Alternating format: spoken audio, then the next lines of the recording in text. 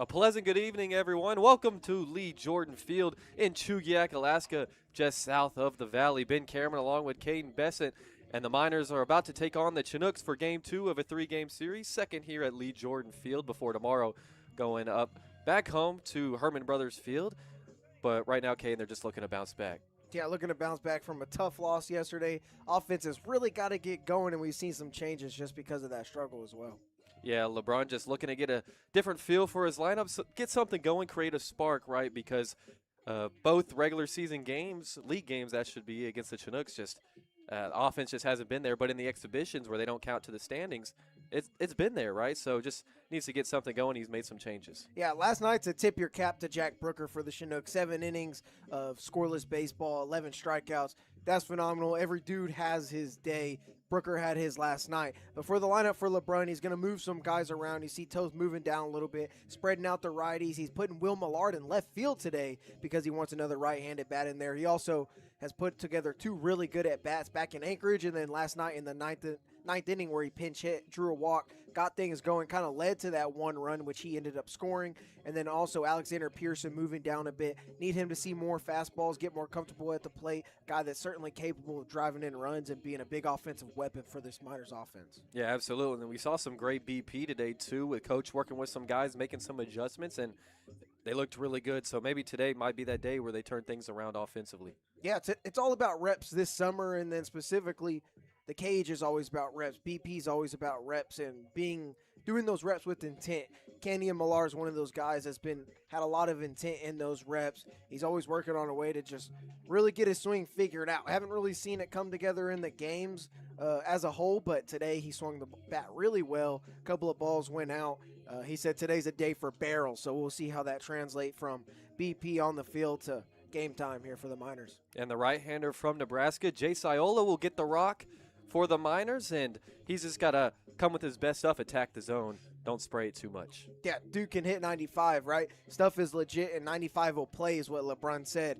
And the thing is for him, just be calm, be patient, find the zone, hit your spots. I mean, that's really all it is for him. If he could throw strikes, let the ball get put in play, trust his defense behind him, putting himself in, the Miners in a good spot to win today. Yeah, absolutely. So Miners looking to bounce back. Game 4 for the Miners in league play coming up. We'll have lineups and first pitch. When we come back, you're watching Matsu Miners Baseball on YouTube.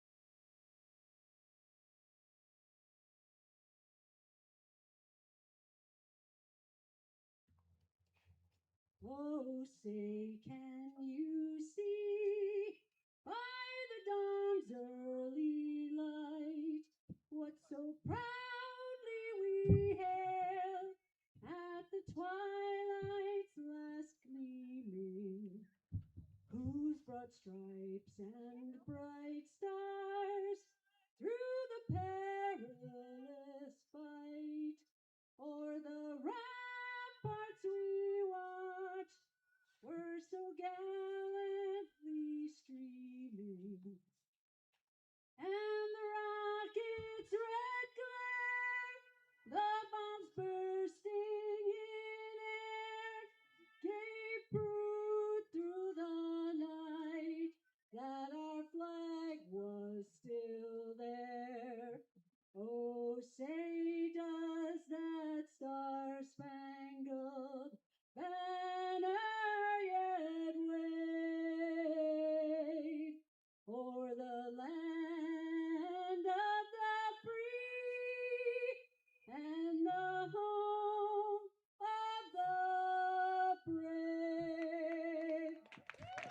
Nice job, nice job. All right, throwing out this evening's ceremonial first pitch, please welcome Bob Martis to the field.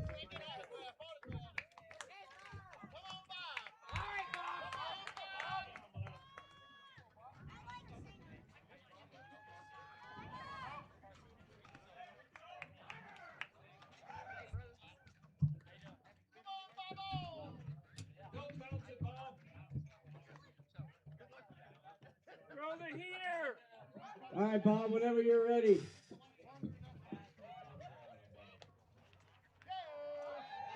Just a bit outside. First pitch is thrown, and we'll welcome everybody to Chugiak, Alaska, just south of the Matsu Valley. Ben Cameron along with Kaden Bessent. And we're about ready to go for some baseball action here on a beautiful Tuesday night. Oh, that was aggressive.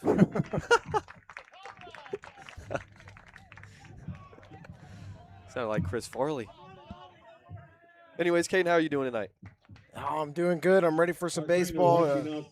Supposed to be some storms coming in. You can kind of see how it's a little bit dark in those clouds. So hopefully nothing too bad comes this way and prevents us from playing baseball. Luckily, this is a turf infield. So. New Mexico, Dominic Toledo. And at third base from Collinsville, Oklahoma, Jake Bunch. The Chinooks Grill Masters tonight, Doug Barnett and Al Clement.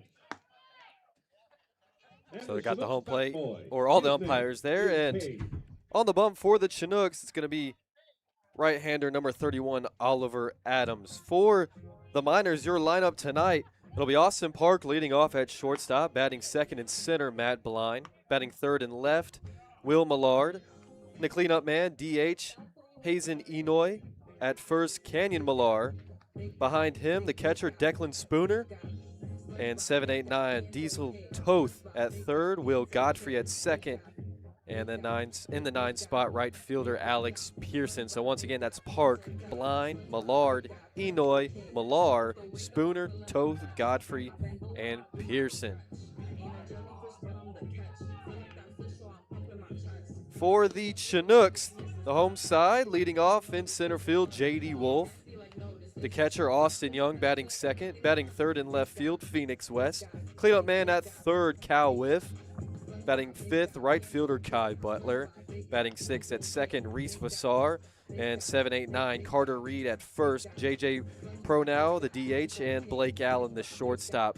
4 new guys in the lineup for the Chinooks, guys that did not play last night, so they're getting some action in league play against the Miners at home. Lee Jordan Field.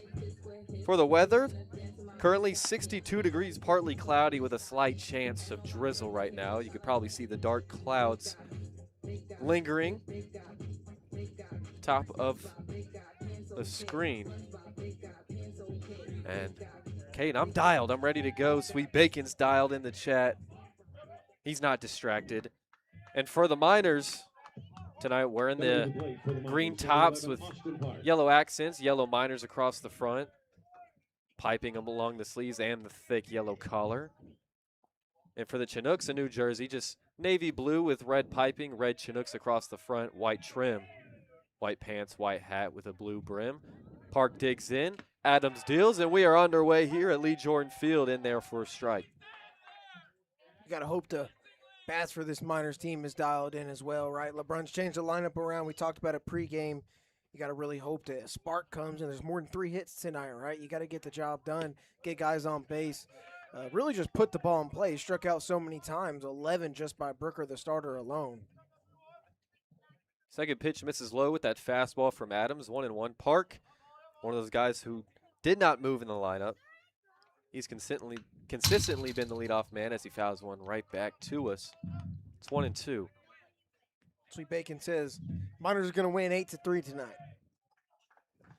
Predicting it? Shooting the 10.5 over. Adams working from the windup. Kicks and deals the 1-2. Fouled off right side. Park stays alive.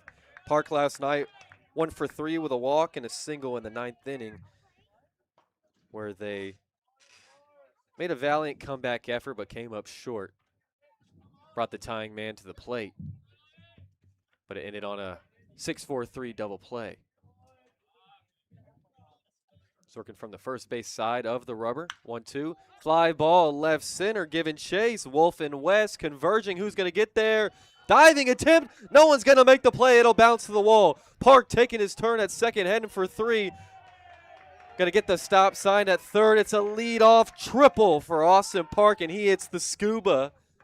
And the Miners already looking better than last night. Yeah, already way off to a better start. It took until the third inning for their first hit. How about that on the first AB of the game? Austin Park getting things going. What's crazy about that is he took his pregame BP. Everything went to the opposite field, and then he comes out right here, gets a hold of one on Adams, pulls it into the gap. Great job, great way to get things underway. Now Matt Blind digs in, moving up a spot in the lineup from 3-hole to the 2-hole. First pitch to him. Big wave and a miss. Fastball on the outer third. But he's already got a man 90 feet away. A lot of things can get this run home. Chinooks playing straight up. 0-1. Line shot in the left field right in front of West. And it's going to get caught. And Park left early, but wasn't deep enough to score him anyways, I don't think. And there's one away. Yeah, that's just a tough way. Go the opposite way. You hit one on the line, and then it's right to the left fielder. Just doesn't fall for Blind there, but it's good that he saw hard contact early, too. I think that'll help him out in his later at-bats, the way he was able to put bat to ball there very well. So one away, runner on third. Stepping in is the team veteran, Will Millard, in left field today. First pitch misses high. And he mentioned never played left field in his life, had played right. And LeBron was saying, that's the same thing. You got it, kid. But he got him in just to get another righty in the lineup. Fouled straight back off the helmet of the catcher, Young. He's all right. It's 1-1.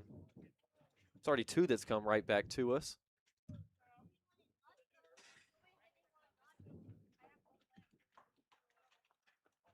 Park on third after his leadoff triple. Corners in, or even with the bag over at first, is Reed. Fastball in there for a strike. 1-2 to Millard. It's not a bad leave there. So now you got to fight with 2 strikes. Millard's a guy that can do it. Put up a great at-bat in that top of the 9th last night. See, he's going to choke up just a bit in this 2-strike count. Adams deals, curveball in the dirt. Blocked by Young. Yeah, you could definitely tell he's one of the vets on the team. He's seen a lot of at-bats, specifically at North Alabama. Laid off the high heat to start off the at-bat. Lays off the junk pitch right there. Evens things up. 2-2. Leaves it outside. Count will go full. So neon pink right arm sleeve for Millard. Orange barrel on his bat. Gets in that deep squat. 3-2. Popped up right side. Going to get out of play. We'll do it again. Good at-bat already. Working the count. He's worked it full all the way here. Now he fouls one off. Fights it, extends the AB, getting that pitch count up early on Adams. Exactly what Millard does, and does it so well. His last 2 plate appearances have been clutched. RBI single late in the game on Saturday in Anchorage, and then that leadoff walk in the 9th as a pinch hitter. 3-2 is going to be called strike 3 on the outer third, and now there's 2 away. And what a bounce back from Adams after the leadoff triple. That one just in a tough spot right there for Millard. I don't totally blame him for leaving that, but anything close, you're going to have to hack at it. And, yesterday's umpire crew, everything low, and especially outside to righties was a little bit questionable. So I think you have to expand that way for hitters on both sides. Hazen Enoy digs in, lefty high school grad. Takes the first pitch low. Enoy had the only hit for the Miners in the first 8 innings. His first time up, hit one through the right side. 1-0, line shot over at third and under the glove of the third baseman. Whiff, gonna get into left field. Park will score. Scored an RBI single for Hazen Enoy, and the Miners strike first. It's 1-0. How about that? One of the youngins coming in the 4 spot for the first time, and then coming through with 2 outs. Exactly what you need to do. Already off to a much better start for the Miners here in this one, especially when you score first, right? You get to hit first, you might as well score first. Going to be a lot of momentum, especially for Ziola on the bump.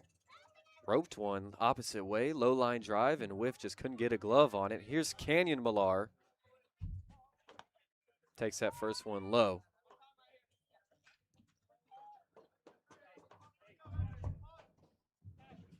He went 0 for 3 last night.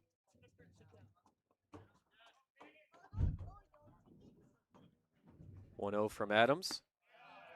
Fastball misses outside. Good leave there from the sophomore out of Temple Junior College, or freshman, excuse me.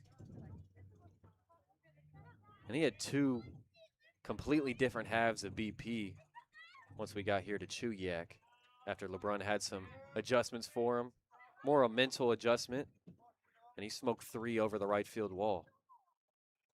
2-0, leaves it outside, 3-0 now. Another great take right there. Make him come to the zone, make him throw you a pitch you want. Millar's going to get going this summer. It's going to be with great at-bats like this. Get the pitches you want, work the count, stay in control as the hitter, and he's done a great job of that early. 3-0. Gonna miss. 4-pitch walk for Canyon Millar, and runners on first and second, 2 away now.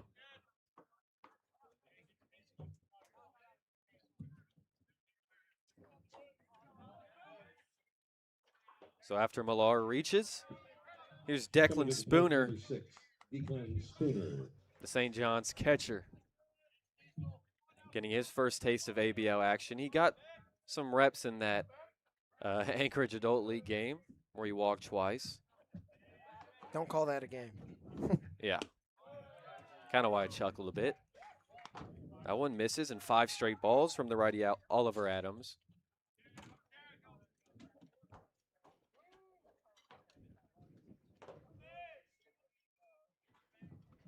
Spooner a little late getting up here to Alaska because his St. John's squad made a super regional.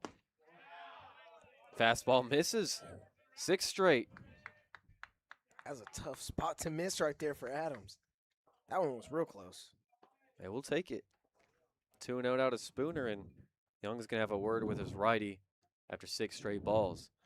That weather's coming in quick. You can already feel the breeze hitting us kind of in, to this opening of the press box. But if you look over, you can't see it on your screen, but to the right of those mountains, you could see that there's rain right there in between these two mountain ranges.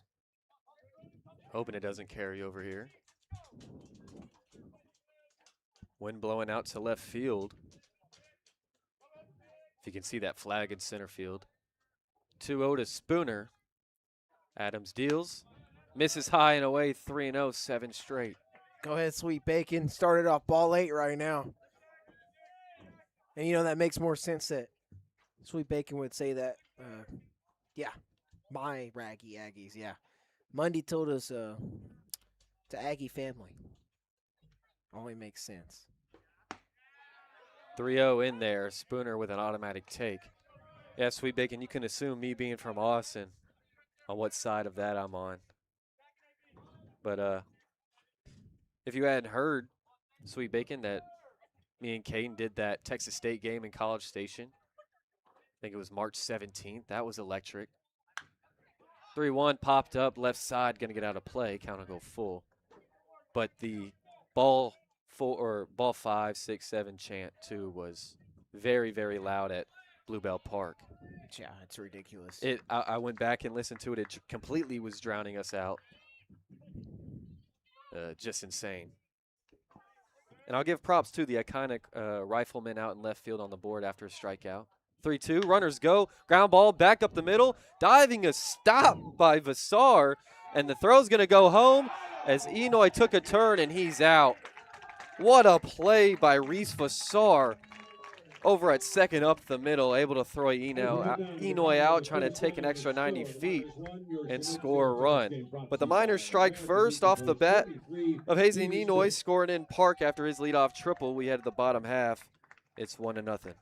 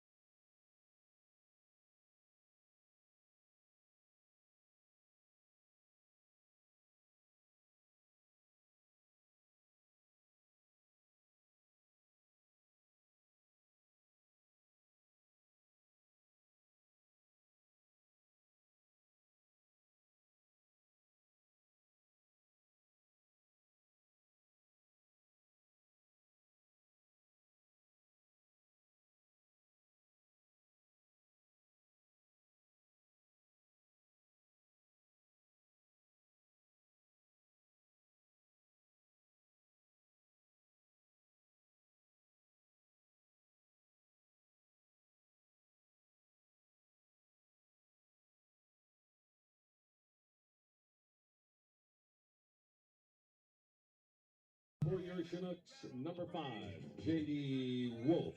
Bottom of the first, 1-0 Miners lead early on. Thanks to a leadoff triple by Austin Park and Hazen Enoy driving him in. J.D. Wolf will dig in to lead things off for the Chinooks. Down early, and Miners already more hits than they had through the first 8 frames yesterday. Ziola's first pitch misses high and outside. Dude's got the fastball working 94 all the way up to 97 on that 4-seam. Slider, curve, and change mix in there as well, but, I mean, nothing matters if he can't throw strikes here. It's going to be, first things first for him. High and in, fastball fouled straight back, 1-1. Last time on the bump for Ziola, it was that Wednesday exhibition at home versus the Chinooks. He threw 2 frames, let up 3 earned runs on a hit, and 6 free passes, striking out 3. Right-hander from Nebraska. 1-1. Fouled off to the left side, 1-2.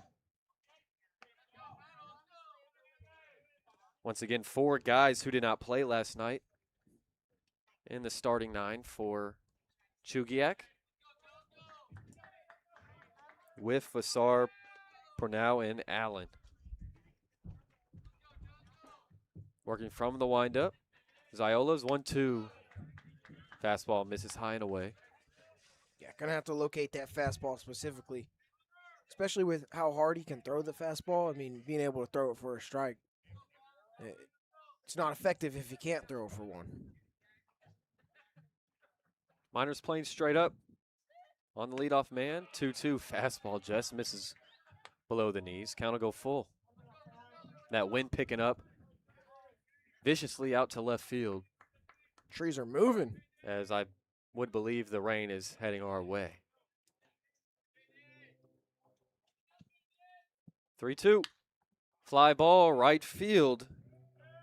Pearson misreads it, has to come in, and Godfrey's going back, and he's going to hit his glove and drop out. Pearson's throw to second in time to gun down Wolf.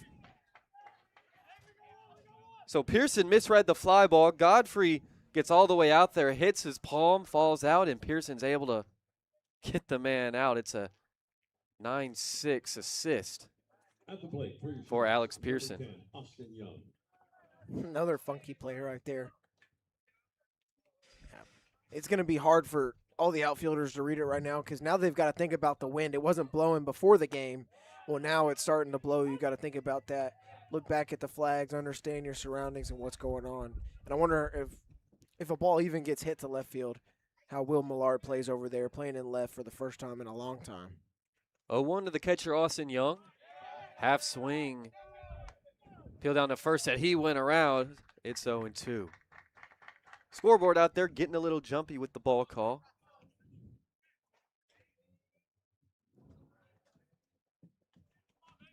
Austin Young hitless last night. Went 0 for 3 with a walk. 0-2. Slider, another check swing from Young, but that one he definitely didn't go around. It's 1-2. And that was Pearson that threw out Wolf there a second, no? Yeah. Says that. E496. Says Godfrey threw him out on the official stats. 1-2. Fastball just misses outside. Good placement there from the righty. It's 2-2.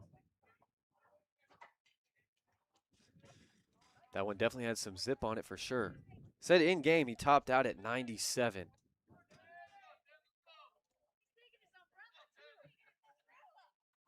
Two-two. Called strike 3. Froze him and pulled the string on him. And there's 2 away. Ziola's first K of the night.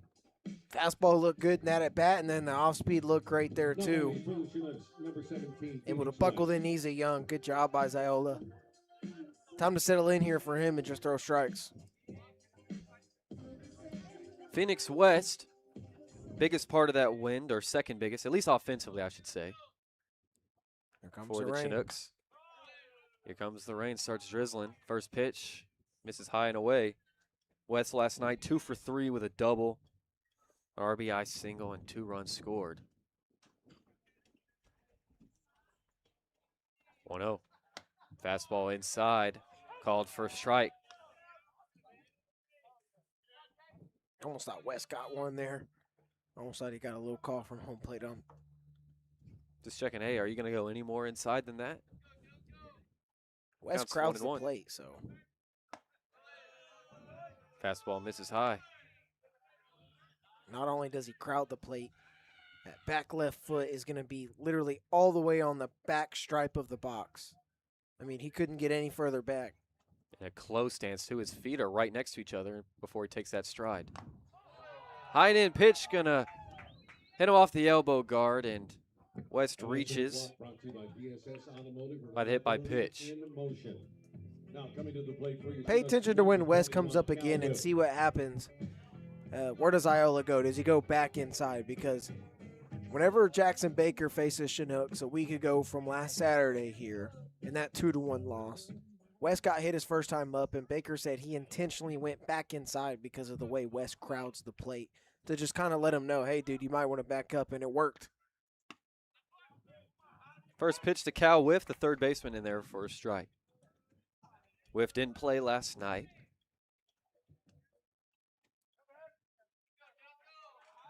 And he had that RBI single by Enoy just skip right under his glove on that low line drive. 0-1. Misses. Good spot, though. Yeah, that's not badly placed at all. Definitely missed, but that's a good spot for it right there if there's Iola. I mean, a lot better misses than his last time out where he was missing all over the place. Yeah. 1-1. Like a slider dropped in there. Had a whiff off balance. It's 1-2. Yeah, when he's placing off speed like that, too, it's just going to make the fastball a lot more dangerous.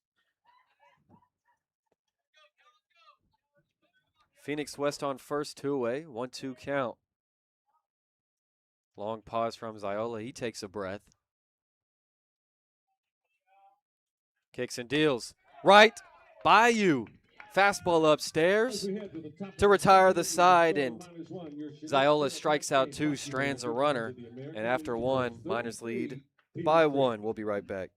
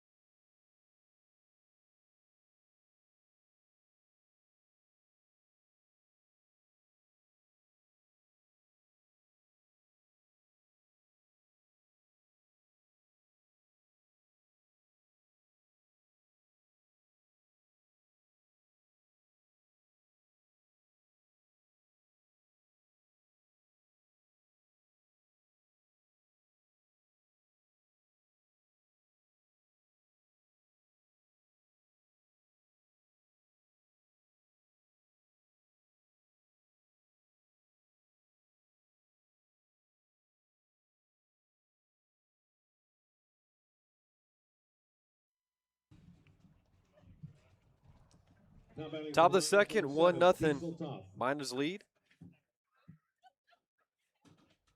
It'll be 7-8-9 for Matsu here in the second. Toth, Godfrey, and Pearson against Oliver Adams. Right glove in front of his face. Kicks and deals first pitch to Toth. Fastball misses low and away. Toth last night 0 for 3 with a walk.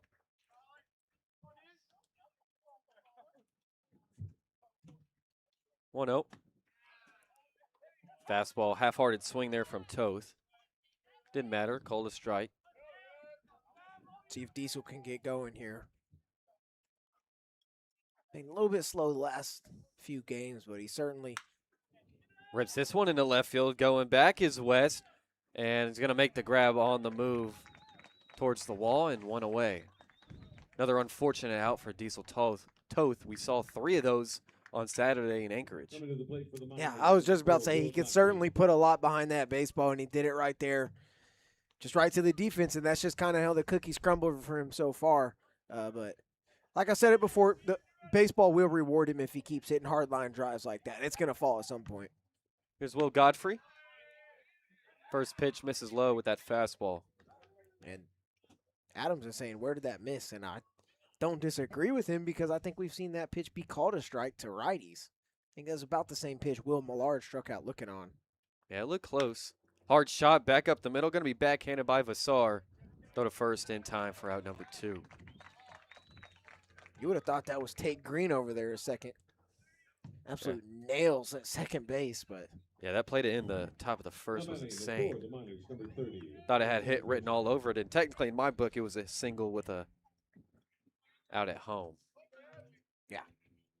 Here sounded like the box to our left put it in as just a fielder's choice. Here's Alex Pearson, fouls his first one straight back. Mentioned pregame, but LeBron moved him down in the order just to get him to see more fastballs in that bottom third. 0-1, chopped foul, straight back again, 0-2. yeah, yesterday Pearson 0 for 3 with 3 strikeouts. So obviously not an ideal day. He was sitting in the 5 spot yesterday, but I mean, you watch this guy at BP, it's just straight butter.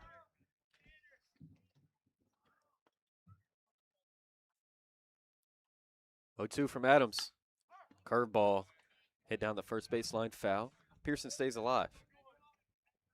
Yeah, I like that swing there. Got to stay alive here. You've already worked yourself down into a 2-strike count. Way behind here. You just got to stay alive. Anything close. See as many pitches as you can, especially for Pearson. 0-2 again. Fastball hit hard, left field. West going back near the corner, looking up. See you later. Pearson goes the other way and gets it over the wall for his first homer of the year, 3rd extra base hit, and it's 2-0 Miners. Yeah, just keep fighting everything off. Sees a fastball right there. Exactly what LeBron wanted. See that fastball. He sees it. He crushes it. Opposite field power, too. I mean, the wind's starting to blow a little bit in at some point, so he got a hold of that one. That's going to feel good for Pearson and going to build that confidence up a lot going through the rest of the next week or 2. We've mentioned before, he has a lot of power, just had to put bat on ball. Lineup flips over to Austin Park. Misses. 1-0. Park tripled to lead off this game to the left center field gap. Came around to score in a Hayes and Enoy single. Adams 1-0. Pop up right side, out of play. 1-1.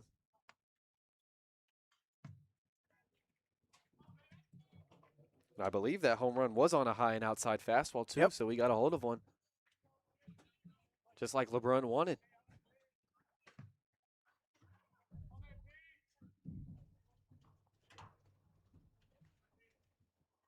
One, curveball, and Park whiffs. It's 1-2. All right, I'm checking things out. We should be getting rain here in a minute.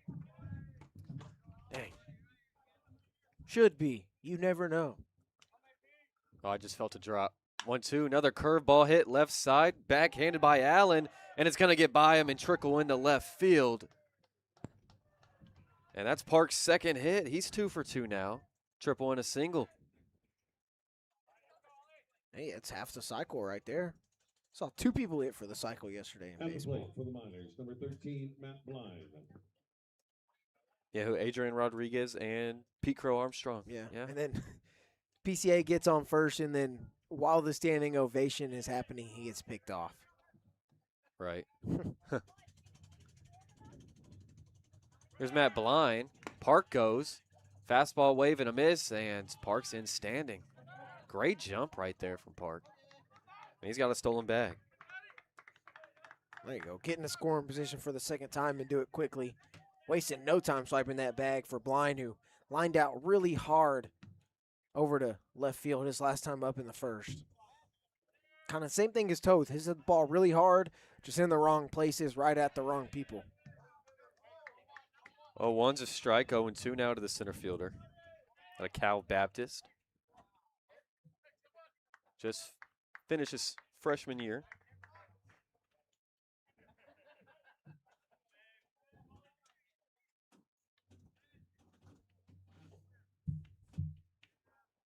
Oh, 2 from Adams. Fastball misses low and in.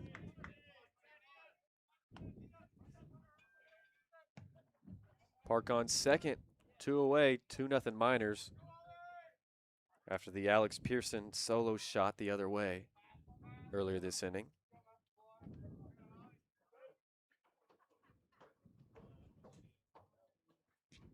One, two. Curveball dropped in there for strike 3. Freezes blind to retire the side, but Pearson homers, adds on to that minor lead, doubles it. 2-0 as we head to the bottom of the second.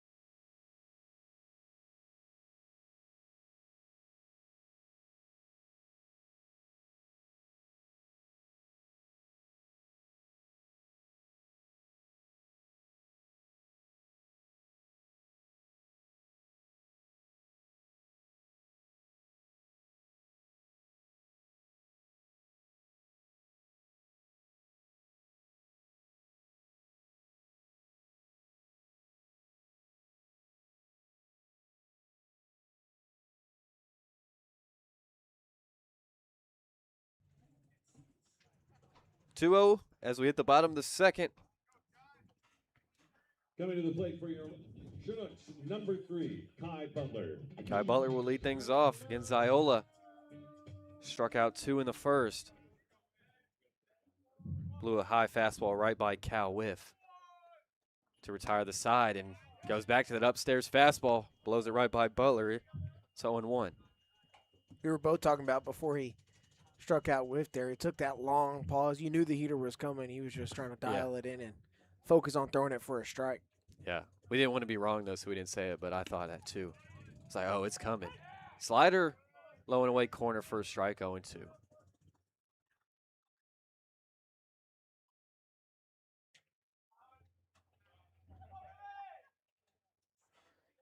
Got Professor Meterson in the chat saying Messi scored 2 so far. Yeah, my parlay just hit. We're up right now. 0-2, high and in fastball misses.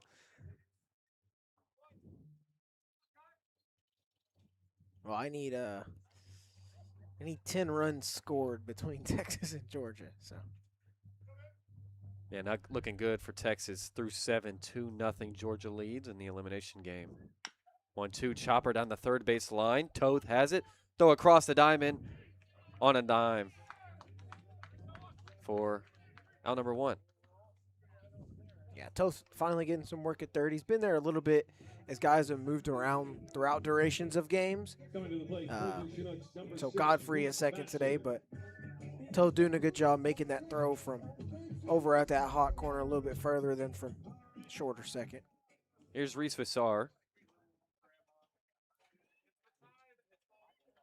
Second baseman, first pitch. Fastball misses outside. Sometimes, or some people might say, a run saved is a run earned. And Vassar already did that back in the first. 1-0. High fastball misses.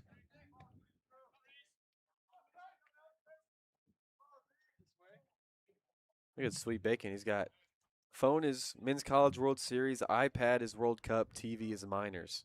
What a setup. 2-0 misses, now 3-0 to Vassar. Can't believe minors baseball is allowed for the demotion of the Men's College World Series to the iPhone.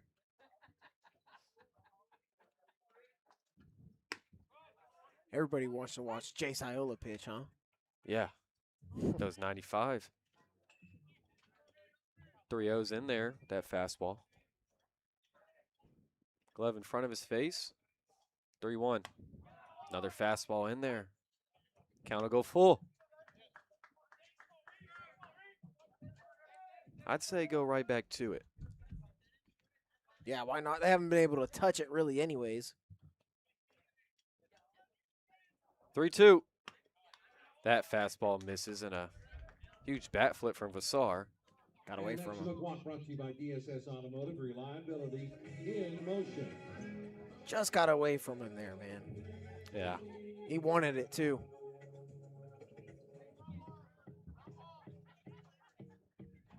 Now at the plate for the Chinooks, number 4, Carter Reed. You know what I think would help Ziola? What? He just needs to lose to me in the chess game. That'll really frustrate him and get him to dial it in. Yeah. Did he say what his level was? Like, you know how there's a rating for people who play chess? Mm-mm. He didn't say it? No, Oh, okay. I'm going to have to ask him. I didn't know about the level rating thing. Yeah, it's like 2,000 is really good. I tried it at one point. 1-0 to Carter Reed, the first baseman. That one's going to get away from Spooner on a wild fastball, and Vassar moves up 90 feet into scoring position. So what is this about the rating? So, like, you play people in online chess, right? Chess? What did you say? Chest game, like trying to hit someone in the chest with a baseball when you play catch? Oh, my bad. I thought you Yeah. said chess. I was like, oh, he plays chess? Oh, no, we're on 'Cause I did completely too. different levels. Oh, forget everything I said. Big wave and a miss on that fastball, 2-1. I don't know how to play chess. I have, like, a good idea, but, like, I never got into actually playing chess. I'd rather... I don't even really do checkers. Not a big board game guy, to be honest. I would assume, though, that somebody out here plays chess. Another fastball right by Reed. 2-2. Yeah, no. My fault. I thought. You know what, though? Matter of fact, Ziola does play chess. All right? When I was like That's 10, one of my coaches told me pitching is just a game of chess. It is. So, you know what? He does play chess. Don't even have to ask him. I'm watching him do it right now. Curious to see what he goes here. 2-2. He's going to check second. Here's that long pause. Slider just misses outside. Count will go full. It's a great take from Reed there. Looks like Lionel Messi got a hat trick. Wow. And I only had him just scoring 1 goal. Could have made a lot more money. 3-2. Fastball right by Reed. And there's 2 away. Third strikeout of the night so far for Ziola. Now batting for the Chinooks, number 14, J.J. Pronow. Got to work through all the way through for this final out Stranda guy. You know, definitely think it helps Ziola with throwing strikes when he's, pitching in the second inning with the 2-0 lead. I think that certainly gives him an advantage for what he's trying to work on. 2-away runner on second. Here's J.J. Pronow. DHing tonight.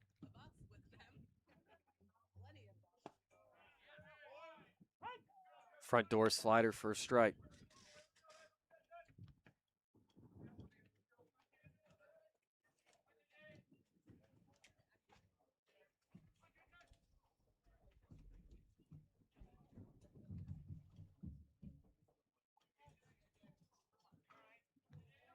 Oh, 1. Ooh, fastball just misses. Kind of go even 1-1.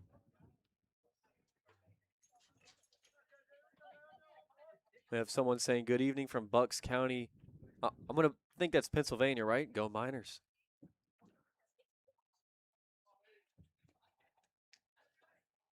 1-1. Big wave and a miss on that slider. Now 1-2. Bucks County. I like it. I like that too. Bucks. Pennsylvania. It's far ways from Alaska, dude. It is. Probably a longer flight than we had.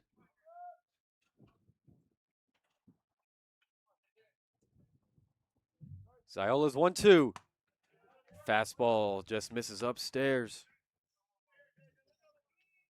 You know, may not want to pause too much or too long in these 2 strike counts because, you know, if the Chinooks are really locked in, they'll be able to pick up on, okay, I'm going to assume fastball with that pause. Almost like tipping your pitches in a way with your body language. 2-2. Another slider. Ziola thought he had it, just misses. Count will go full again. Started to walk off the mound. I think actually strut is the better word, but he doesn't get the call. Vassar on second after his walk and a wild pitch. Pro now looking to come through for the Chinooks. 3-2. Fastball low.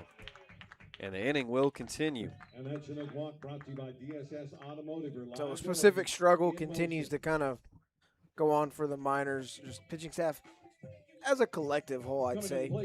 3 free passes, though, and 1 2/3 through this ball game for Ziola. Definitely not ideal. Spooner going to have to try to settle him in, get him to throw strikes here.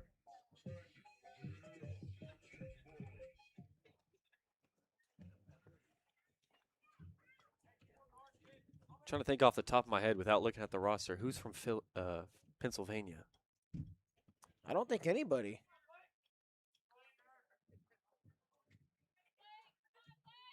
Gonna think on that. I'm pretty sure someone is. Here's a 9-0 hitter, Blake Allen, the shortstop with 2 on, 2 away. Fastball misses. Spooner has to reach for it. 1-0. Nobody is. Dang. Maybe they'll let us know. Now, the Chinooks have multiple people from Philadelphia. Hummelstown, Pennsylvania. Pittsburgh. Oh, so not from Philadelphia, Pennsylvania? Ephrata. Yeah, that's like 7 guys. Royersford, Greencastle. 1-1, runners go, wave and a miss. Spooner's throw down to second. No one's covering the bag. It's backhanded by Godfrey. And Vassar almost tried to take home there. Counts 1-2. But a successful double steal for the Chinooks.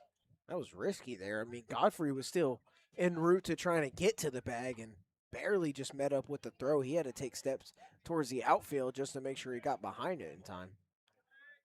So 2 guys in scoring position, tying run on second. 2-0 ball game. Ziola's 1-2. Fastball just misses. 2-2. So although he already has 3 free passes, and we talked about the free pass issue with Ziola, at least just in his first outing, they've been a lot different than his last outing.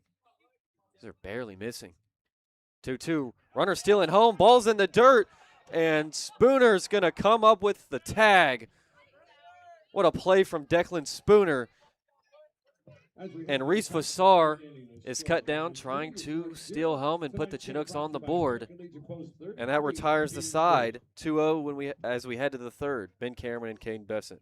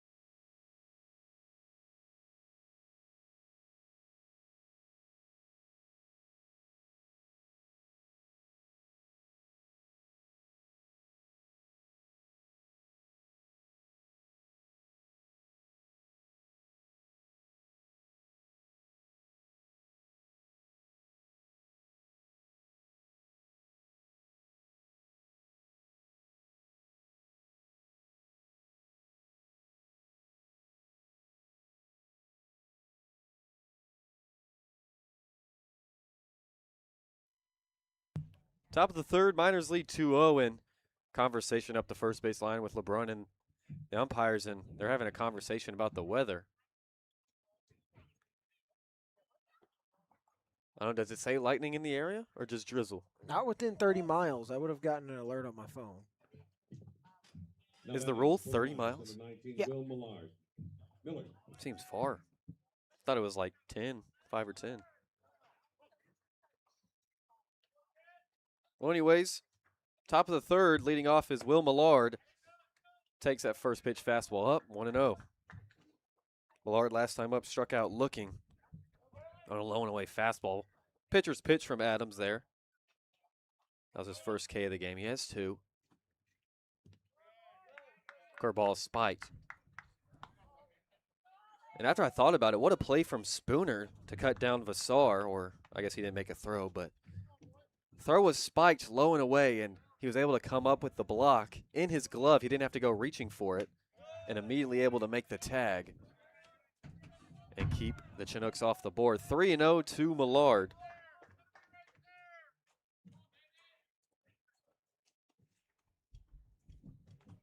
Here to lead off the third. Misses inside, 4-pitch walk for Millard. He's on for the first time tonight. And back-to-back games with a walk. That's just another at-bat from Millard where he's really patient. Even the one he struck out looking on, he was very patient at the plate. Did a good job of working the count there. Finds himself a walk and did a great job of it last night. In the chat, what's that name say? BD Slingerland. My son went to University of Alaska, lived in Palmer for a while, now lives in Wasilla. The Miners are a fun team to watch. So, okay, so no son on the team or anything. Okay, well, thank you for tuning in. Love all our Miners fans as Enoy takes the first pitch strike. You know what I don't love about this area? Wasilla traffic. Yeah, that 5 o'clock traffic's not good. No, not even 5 o'clock. It was bad at 11 today. Enoy squares and misses. It'll go 2.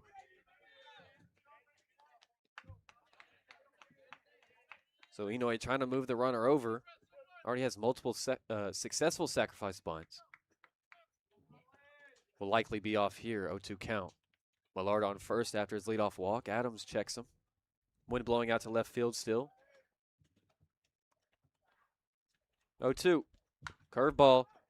Top right side, going to be gloved by Reed. He won't have a play at second and will take it himself to get the first out. 3 unassisted for Enoy. And it works like a sac bunt there. Millard moves up to second. Pass the baton to Kenyon Millar. Yeah, gets the job done for sure. Not a bad spot, especially a high, slow chopper like that. It automatically takes the play away with, just anybody who's on the base is pretty much quick enough to find a way to advance there. First pitch to Millar. Curveball in there for a strike. Millar walked first time up in the first.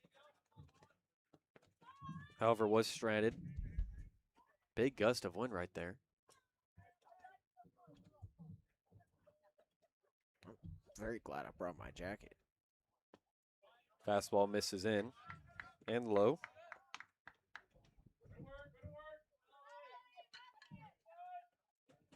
But LeBrun talked to Millar pregame as he was taking BP to swing with some intent. His first 2 rounds were, just to put it like, subpar, right? A lot of choppers and pop-ups, fouls.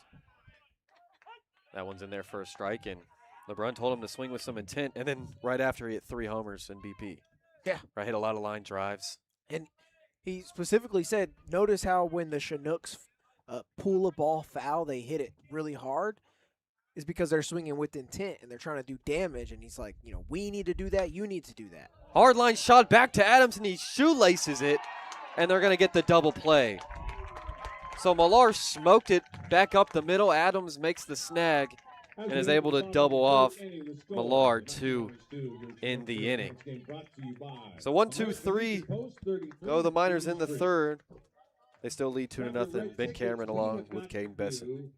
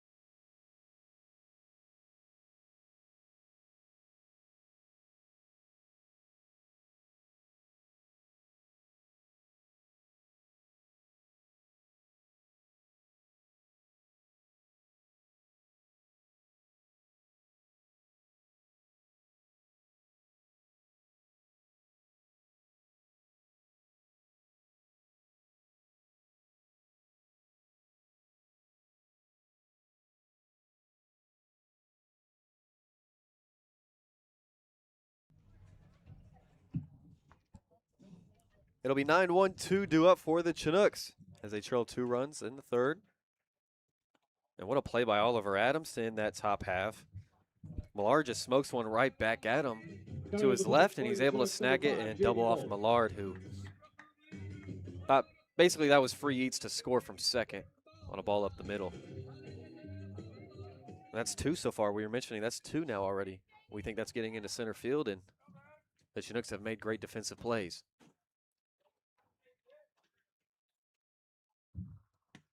So J.D. Wolf is batting, although Blake Allen was batting when Vassar got caught stealing home, unless they said he won around on that partial swing and the ball in the dirt. I didn't see him swing.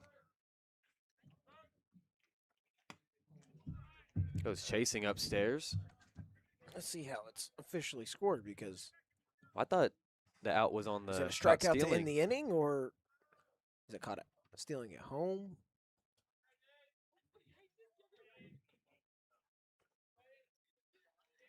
Just a struck out swinging. Huh. 1-1 line shot back up the middle. Gonna get into center field. And Wolf's got the Chinooks' first hit of the night. So that's interesting. The home plate umpire played it and let the play out and called him out, but it doesn't matter if the batter struck out. Because there's 2 away. Yeah. So I thought Allen was due up to lead off the inning. The Yanks guy says he swung, so Wolf bluffs. works. Spooner's going to come up to throw, but Wolf gets back to first. That one's in their first strike to Austin Young. So 4 strikeouts for Ziola. Yeah, so 4 strikeouts for the mayor. 4 through 2. Here's one of his victims. Young was his first. Struck out looking on a slider. Back in the first inning. Count still 0-1.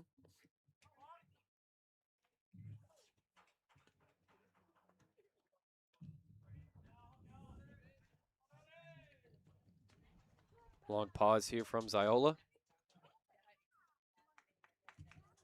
Long pause. Finally delivers. Fastball misses high. Yeah, you don't want to, like you mentioned earlier, you don't want to get into a predicament where you're tipping pitches based on how long you pause. Yeah. I get trying to throw off the timing of the hitter or anything like that, but maybe coincidence. He's thrown a fastball 3 times. Jump throw over to first. Not in time.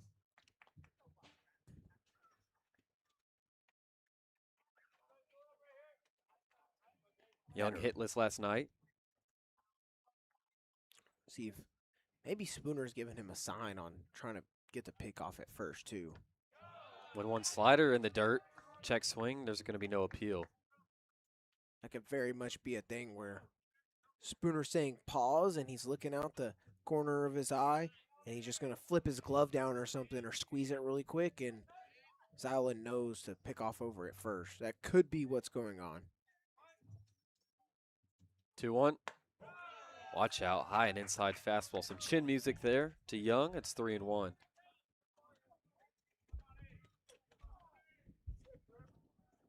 Can hear that wind starting to blow in. Still going to left field now. Looks like it's coming in a little bit. Silas 3-1. Fastball. Grouter over to the third. Toth over to second. Godfrey for 1. Over to first. In time to double them up. 5-4-3. Tailor-made double play, and there's 2 away. Good job. Good way to turn it right there. Leadoff single means absolutely nothing. Ziola pitching to contact, getting a weak ground ball, able to turn 2 right. He's rolling right here. He can face a minimum this inning now. Here's Phoenix West. And look, he's taken about, I would say, a couple, like half a step back in the batter's box. He rips one to deep left center. Blind giving chase, and it's going to hit off his glove and roll to the wall. Blind's coming up with it, gets the throw in. West is going for 3. Park coming up with the relay throw, and it's going to overthrow Toth. But good job from Ziola backing him up as it hits off the third base dugout. And it's a triple for Phoenix West. And his first hit of the night. Went 2 for 3 last night, had a double. Coming to the plate for your Chinooks. West just absolutely smoked that one. Wonder if Blind was just going to run into the wall, but pretty much snow coned it and on the tumble lost it right there. That's a tough way to have one get away from you. And that wind was definitely tailing it more left, too, making it harder for Blind. As player 449 will take a visit to the mound. Pitching coach Ben Terwilliger.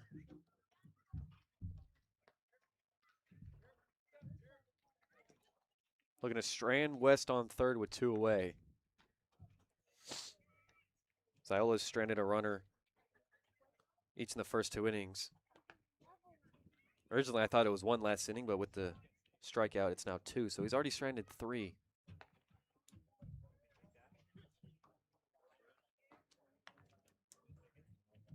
Sweet Bacon asks in the chat, nobody rolling down the hill today in left field. Have y'all seen anybody rolling down the left field hill? Last year, folks set up there with chairs and umbrellas, and kids were having a field day. I haven't seen it, actually. Saw a couple of people on there yesterday as first pitch to Cal whiff, fouled straight back. I've seen more people straight away in center field. You see there's the flagpole kind of in the middle of your screen, and then if you look right to the right of it by those trees, there's a black pole, and you can see a streak of just brown streak running right across it. That's kind of like a dead spot of where people slide down the hill, kind of like Williamsport, Pennsylvania, where kids always, get on cardboard boxes and slide down the hill. Saw a lot of that happening, people going down it on bikes. With the weather, though, it's a lot less people out here. Even in the park behind center field, less people playing out there than yesterday on a nicer day. Ziola with a runner on third, working from the windup, 2 outs. 0-2. Cold strike 3, fastball on the outer third, sits down whiff, and Ziola strands West at third after his 2-out triple. And through the front 3, it's still 2-0 Miners. American Legion Post.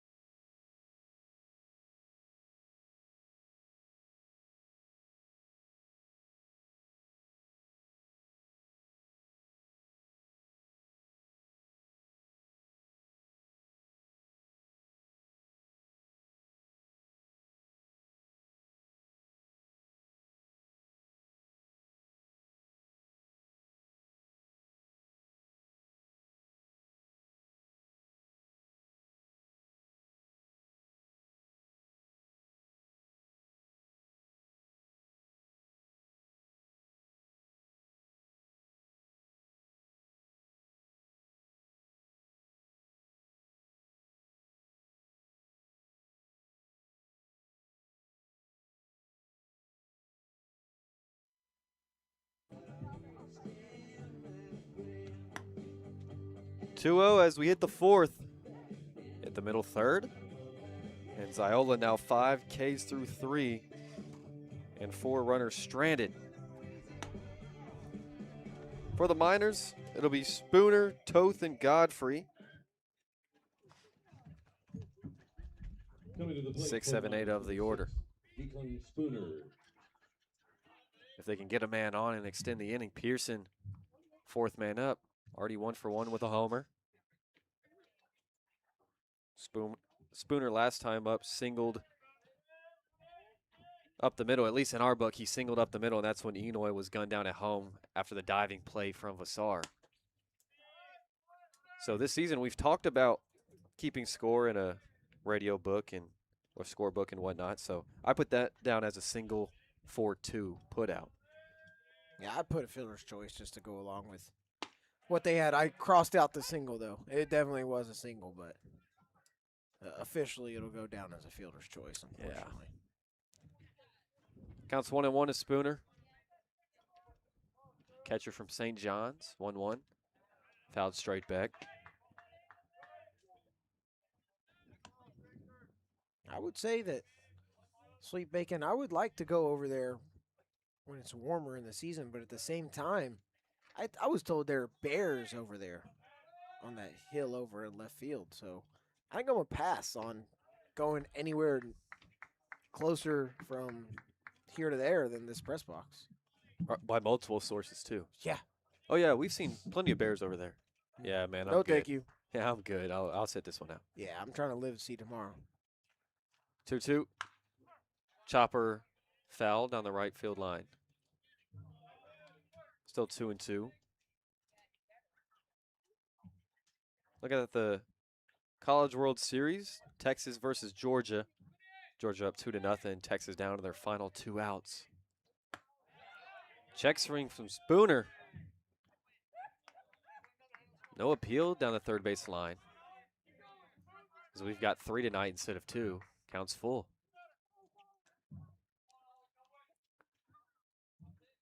Adams 3-2. Ground ball over to first. Reed has it. Going to take it himself. 3 unassisted for the first out of the inning. Yeah, I think that's overall pretty solid at bat from Spooner. More than 6 pitches, quality at bat right there. Worked the count pretty well, stayed alive. Just didn't come out the way he wants, but that's just one ground ball over to third. And yesterday there was way too many of them. Here's Diesel Toth. 0 for 1. Goes chasing way outside. Toth first time up in the second. Flew out to left field on a deep fly ball. It's a great play by West on the run backwards. Lines this one into left field again, but West comes in just a couple of steps and catches it near his belt. And 2 hard outs for Diesel Toth yet again, 2 away. It's almost like, when is the ball going to fall for me from Toth? But I think he just needs to keep doing the same thing he's been doing. That's 2 straight at bats, ball hit to left field, hit well. Just right to West. Will Godfrey digs in, lefty second baseman.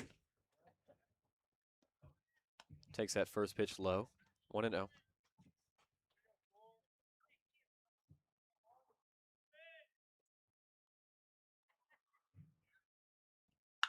Hard ground ball, right side, but right to Reed. Gonna put the hand up and taking himself yet again. So 2-3 unassisted putouts, excuse me, for the 1-2-3 top of the fourth. 2-0 as we head to the bottom of the half.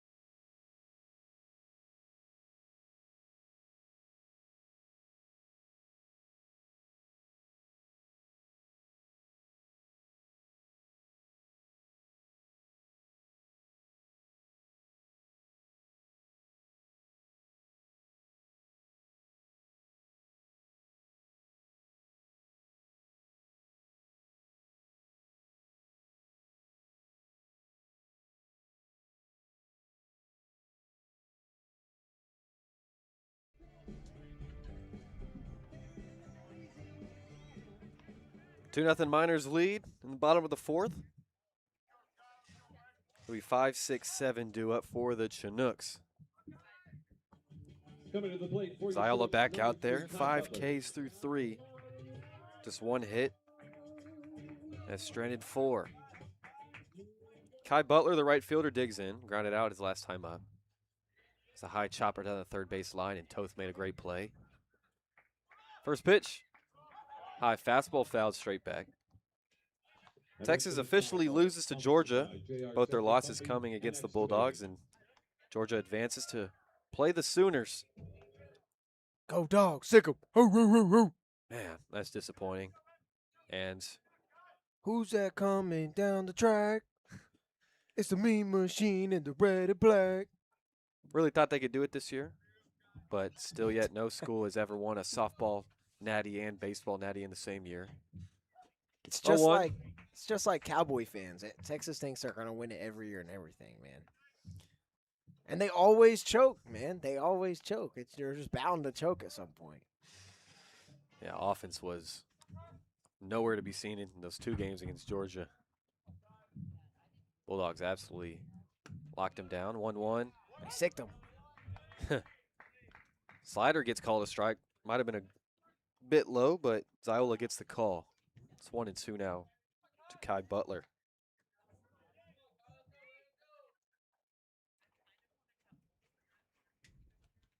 One, two. Grounder left side. Diving attempt by Toth and off the glove, I believe, and it's going to get into left field. Leadoff single for Kai Butler here in the 4th. That was a tough play. Right in the hole. Kind of hard for either guy to grab it. Even if Park grabs that on a backhand, he's going to have to make a throw. Body going the opposite way of where he's trying to throw it. That probably a single anyways. Unless Toth just miraculously snags that. Be Reese Vassar now after the leadoff single. Walks last time up.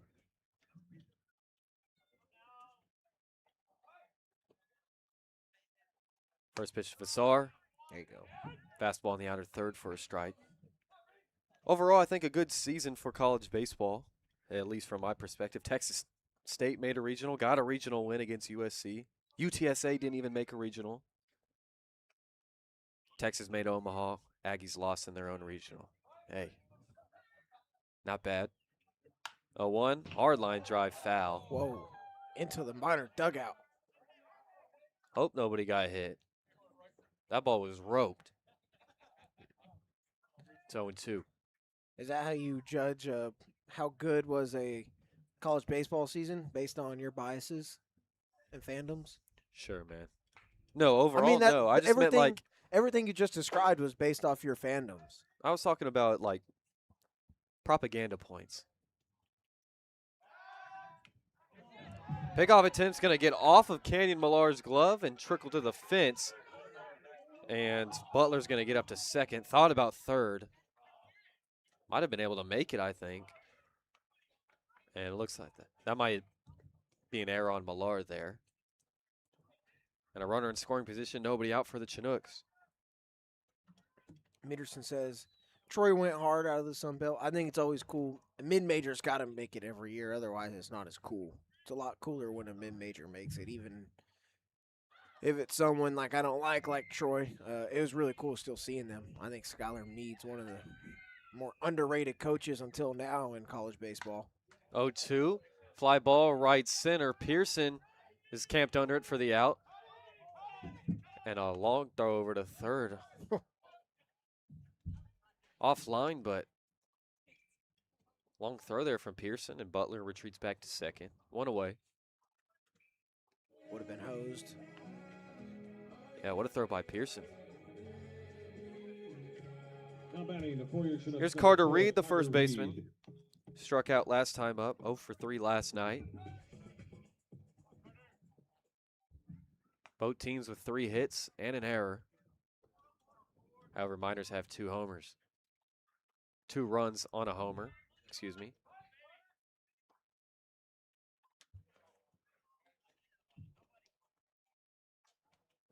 First pitch to Reed, fastball misses upstairs. So was that RBI single by Enoy back in the first. But no, I do think it was a great year for college baseball. Always is. First ever live ESPN pregame show coverage in Omaha. Still going on currently, but that's the first time they've ever had people on site for Omaha. That's really cool. That means that nationally the brand is growing. People want to see it on TV. And I remember throughout the whole season, especially in the beginning, though, I mean, people were ticked off on social media about not being able to watch college baseball on TV, right? You have to have some sort of subscription for something at some place for some price that you don't really need. It doesn't need to be that much. D1 baseball, for example, they kind of gatekeep a couple streaming rights to some tournaments, and it ticks people off. Uh, I think the Bruce Bolt Classic in Houston, it's awesome they do that one on YouTube. And it should be that way for most of them that are not, owned by a network. I think that's a big thing, but it's just been on TV more and more as the seasons went on. People have asked for it, and they've gotten it, and I think that's a good thing to grow a sport because it's criminally underrated. Fastball misses high. No, good thing, too. Finally getting, like you mentioned, brand growing.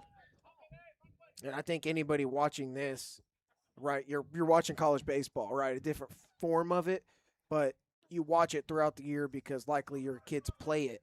And you know that the sport is underrated because you get into it, you watch the regionals, you watch the supers, you see people host, and it's just a different type of sport.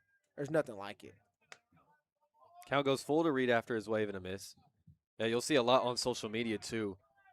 People be like, all right, I'm going to watch postseason college baseball. And they're like, this is electric. This is just as good as March Madness. Right. Riddle Pace Field, having over 6,000 people getting extra bleachers for Doubles Alley. That was unreal. Georgia, hit it to the tree. Sour Power, that was awesome. 3-2, fouled straight back right to me. We'll do it again. Yeah, that was awesome to see Troy having to get extra bleachers, right? And then people get the opportunity to host it. Usually would never get it like Troy. I think even back 2021, East Carolina hosted Texas in a super regional. That was awesome, right? There's things like that just make college baseball a little special, more special. Getting to host postseason things on campus. It's just one of the rare sports that allows it besides the first round of the college football playoff. Runner goes 3-2 called. Strike 3 throw is going to bounce away from Toth. Here comes Butler, and he's going to score. So Ziola gets his 6th strikeout of the night. But Butler able to steal third and score on a ball that trickles away. It's now 2-1. That's just tough. Inoue just throw Tilton unable to come up with. That's very unfortunate. That first run comes around that way, but I mean, tip the cap to Butler the way failed pickoff attempt, put him at second, steals a bag, and then keeps going another 90 to get home. Base is empty now. Here's J.J. Pronow. First one misses. We were so close, too, to maybe getting a Cal Poly Regional, too. San Luis Obispo. That would have been electric. Wave and a miss. 1-1. Pronow walks last time up, stole a bag, was stranded.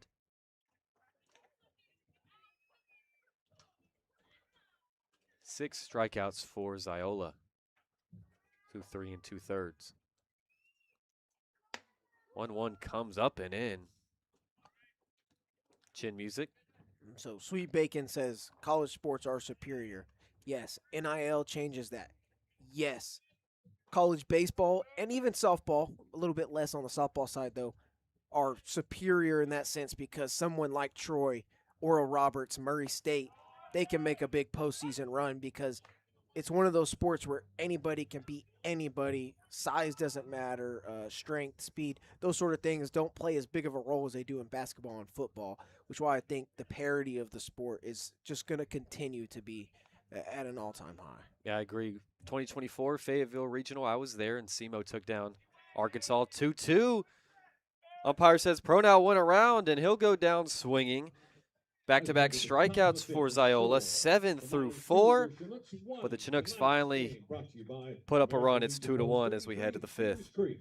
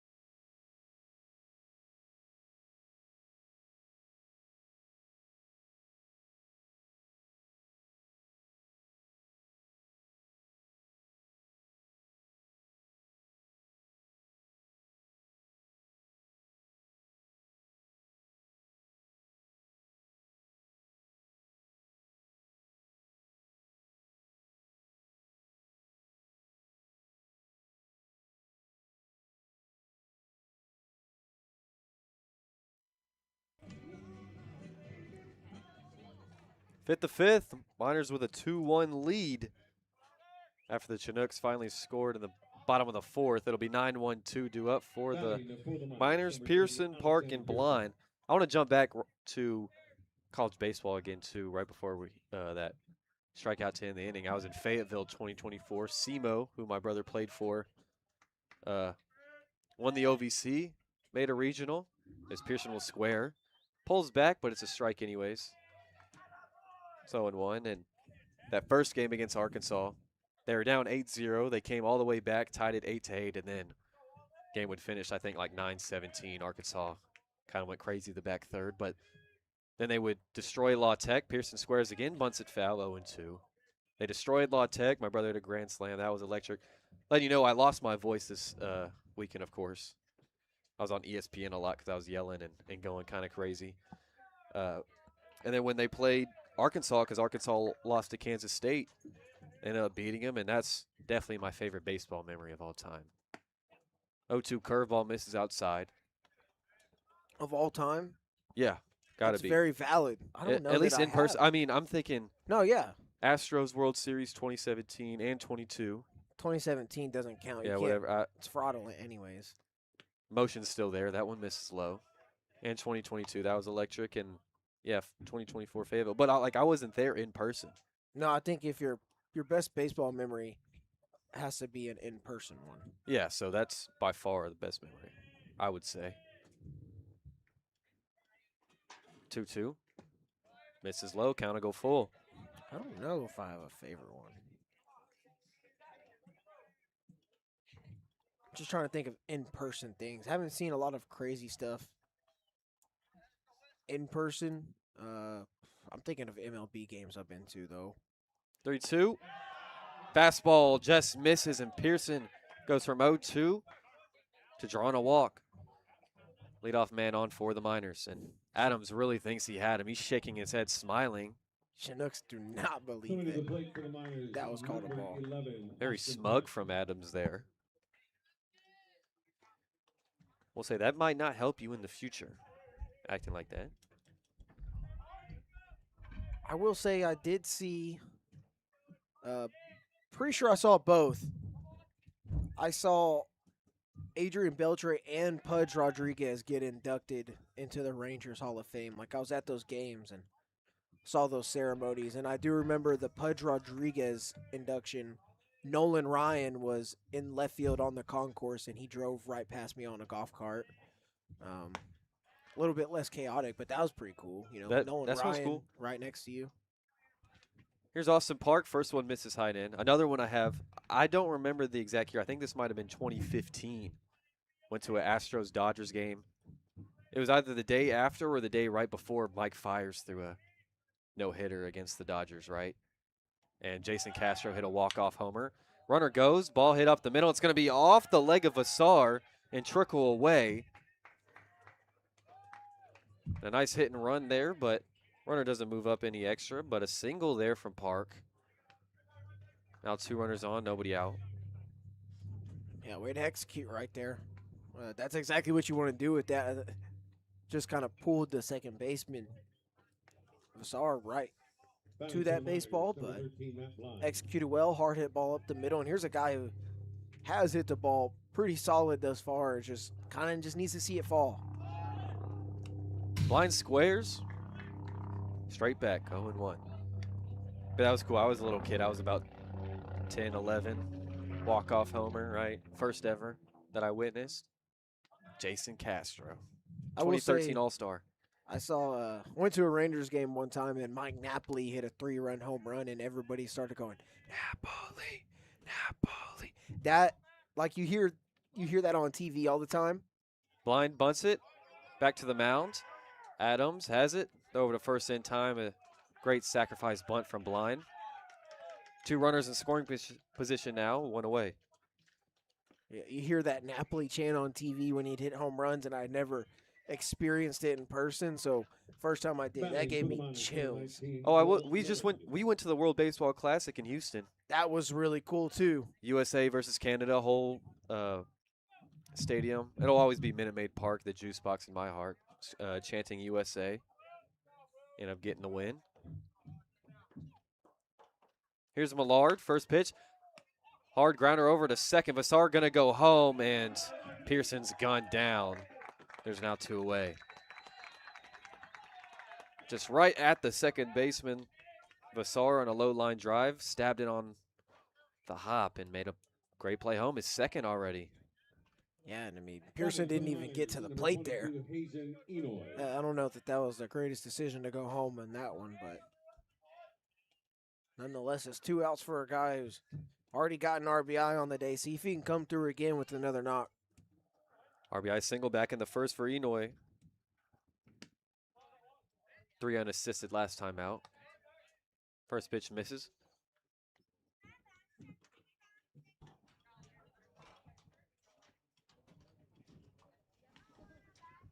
I mean, Park didn't even move up 90 feet on that one. Yeah, so now runners on first and second.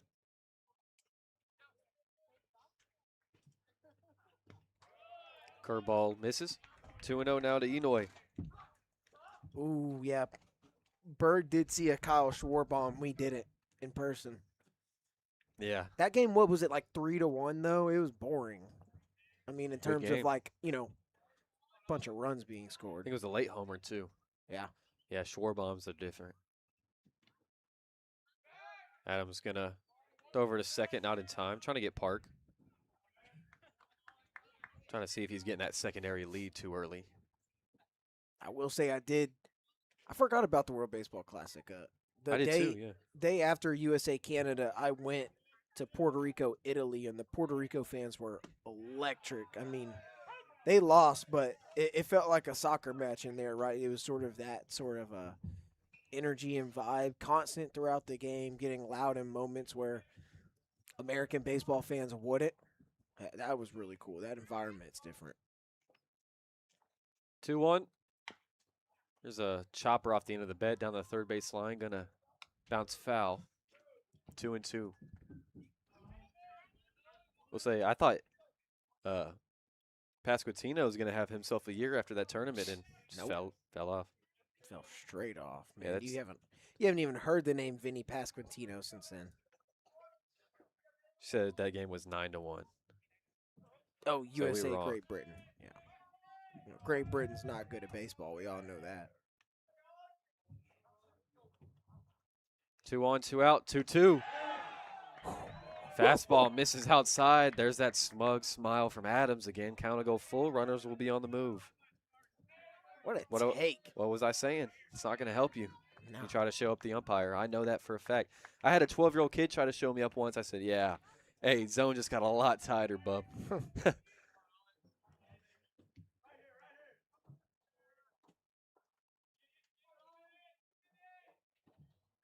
3-2. Ground ball back to Adams. He's going to stab it, lose it. Left side of the mound, throw to first in time to retire the side and strand 2. Score still 2-1 as we head to the bottom of the 5th here at Lee Jordan Field in Chugiak.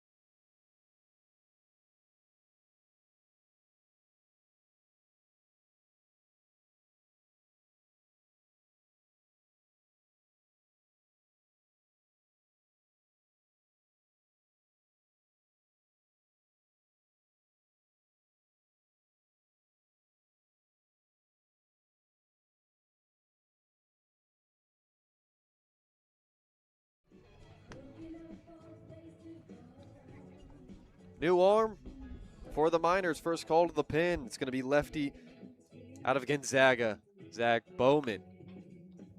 So Ziola's day is done. He went 4 innings, allowed 3 hits, 1 unearned run, struck out 7, gave up 3 free passes. A very solid outing from Ziola. You'd say so, right? Yeah.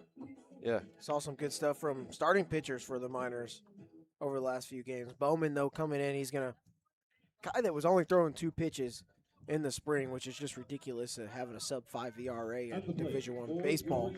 With only 2 pitches, that 4-seam going to get up to about 88, 89. Change-ups, high 70s, slider and curveball, mid to high 70s there as well. They'll face 9-1-2 of the Chugiak order. Blake Allen, the shortstop, digs in. First pitch misses high. It's a matter of what does Bowman want to mix in, right? The slider and curveball are a little bit newer to him, especially in terms of throwing in game. So one of the 2 will be there. Which one does he prefer is the thing. That 1-0 is in there for a strike. Bowman, the junior left-hander, stands at 6 feet, 205 pounds, out of Chihuahua, Washington. And like we mentioned, goes to Gonzaga, a team that won 35 games this past season. At one point, won 14 in a row right after they played Texas State. That one, fly ball to right field, but foul. And then Chinook foul It's 1-2. sponsored by Three Bears Alaska. And so back on the game that the Miners lost 2-1 to the Chinooks, Bowman came in relief of Baker and in 2 1/3 he gave up 5 hits, which was the first 5 of the game, and only 1 run. He did a good job limiting the damage, right? The Chinooks were kind of all over him, but then again, right, 5 hits, 1 run, you'll take it. Hits don't matter if they don't lead to runs. What I've noticed about everyone who's getting their second appearance since their first one, doing a lot better, settling in. You know, new location. You probably hadn't thrown it a bit since your season ended. 2-2. Ground ball over to third. Toth all over it. Throw across the diamond is high, but they're going to say Millar came off the bag. It looked like he only came about an inch above it. Enoy shaking his head towards LeBrun, saying no way, and there'll be an error on Toth on the throw. Coming to the plate for the Chinooks, number 5. These guys have not helped their case at all. It's just another questionable call after another. Yeah. I mean, he came up a little bit, about an inch. Yeah, I don't know about that. But that's the 4th error for the Miners already. Oh, here's J.D. Wolf. Lineup flips over. He squares, bunts it to the right of the mound. Backhanded by Bowman. He's going to go to second in time to get the out. What a play by Bowman. Helping himself. There's 1 away. Yeah, good job. Get that lead runner. Keep a guy out of scoring position right Now there. batting for the Chinooks, number 10. Be a 1-3 Austin Young. fielder's choice there for Wolf. He's now 1 for 3. Here's Austin Young, the catcher. 0 for 2, a strikeout looking and a double play last time up in the 3rd. Bowman would love to get another ground ball from him here. He's going to pick off towards first. And Wolf in standing. That one was actually pretty close.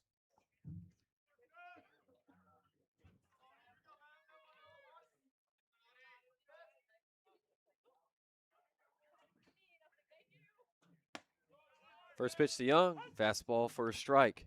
Sweet Right. Bacon says Connor was born, that's Connor Mundy, was born 7 days following Game 3 of the 2005 World Series. His mom was there in the stands miserably pregnant.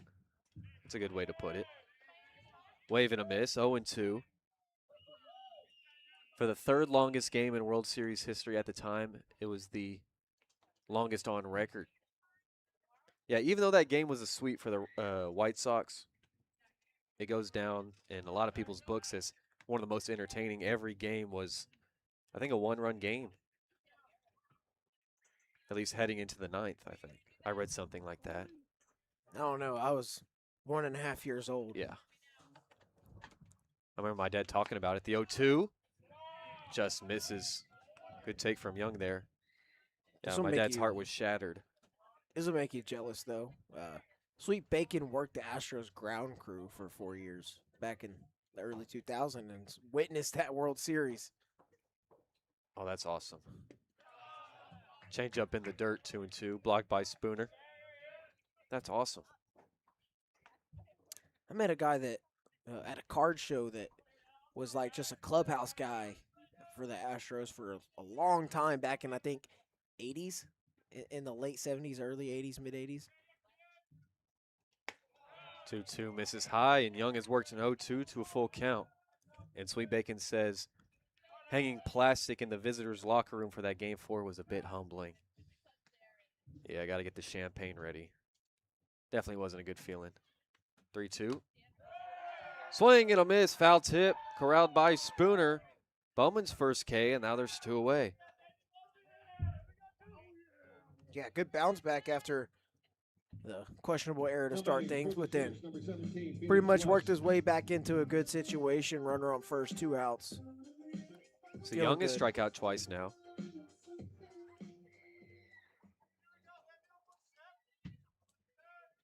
It's a guy that could hurt you here, though. Here's Phoenix West, tripled last time up, and that pitch is going to come in and hit him for the second time tonight. Yeah, maybe get off that plate. Now runners on first and second, 2 away.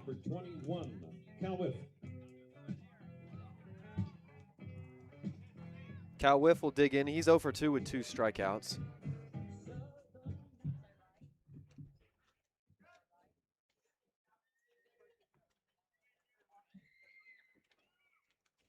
Bowman comes set. Deals first pitch right by Whiff with that high and in fastball. So tying run on second, go ahead run on first. The 2-1 ball game.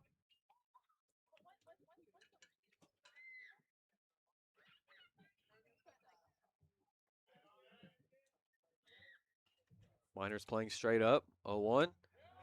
Fastball low and away corner for a strike, 0-2. Pitcher's pitch right there from the lefty. Now Bowman's a strike away from stranding 2. And getting out of this inning, maintaining that lead. Check second twice, the 0-2. There's a chopper down the first base line, but gonna get foul.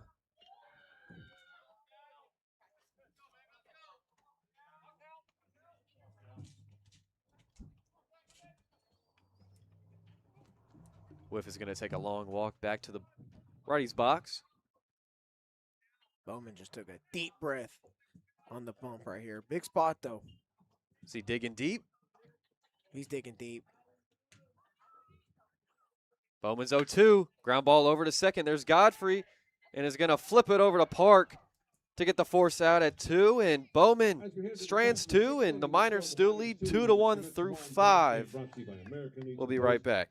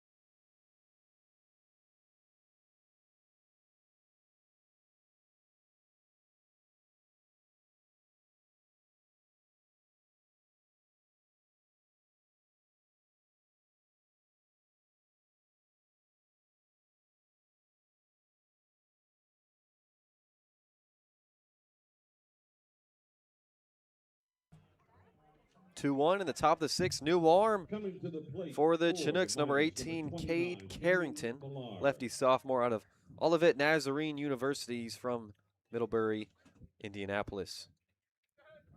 Or Indiana, excuse me. That's a city. It's like saying, what state is Chicago in? Chicago. Be surprised. There's a lot of people that think Chicago's a state. Wouldn't be surprised. It's also a lot of people who couldn't name the 50 states either. Yeah, I can do that. It'll be Millar, Spooner, and Toth to face the lefty. Front door breaking ball misses. And just to let you know, first name Cade is spelled with a Q. So I've officially seen it all.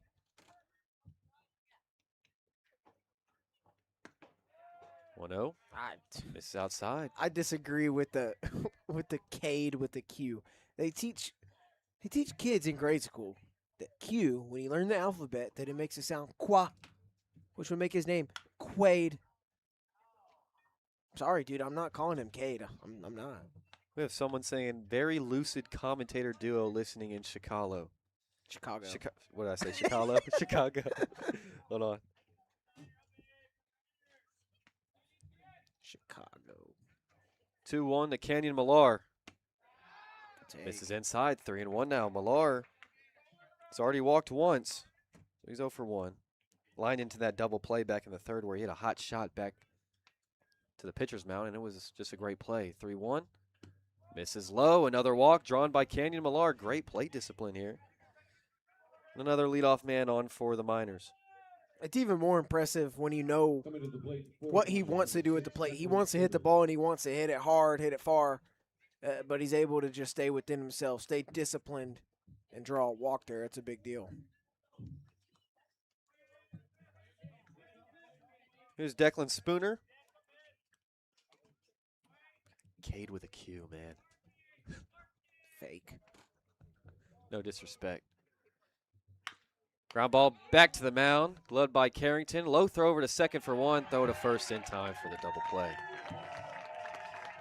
So Carrington, just one pitch needed to erase that walk. There's 2 outs. That's impressive. Now batting, Oh, but it stings, doesn't it? A lot of double plays this game. A lot of plays being made by the pitchers for the Chinooks, feels like. Here's Diesel Toth with 2 hard hit outs. Whew, wow. That one called a strike. It's the second time a pitcher's turned a double play. Adams did it in the third when Yeah, that Kenyon Millar. Millar lined out to Adams on the bump, and he threw it over to second to backpick Millar. Another hard hit fly ball over to left, and West is there. And a quick 1-2-3 inning in the 6th for the Miners. Still hold on 2-1 as we head to the bottom of the 6th. Ben Cameron along with Kaden Bessent.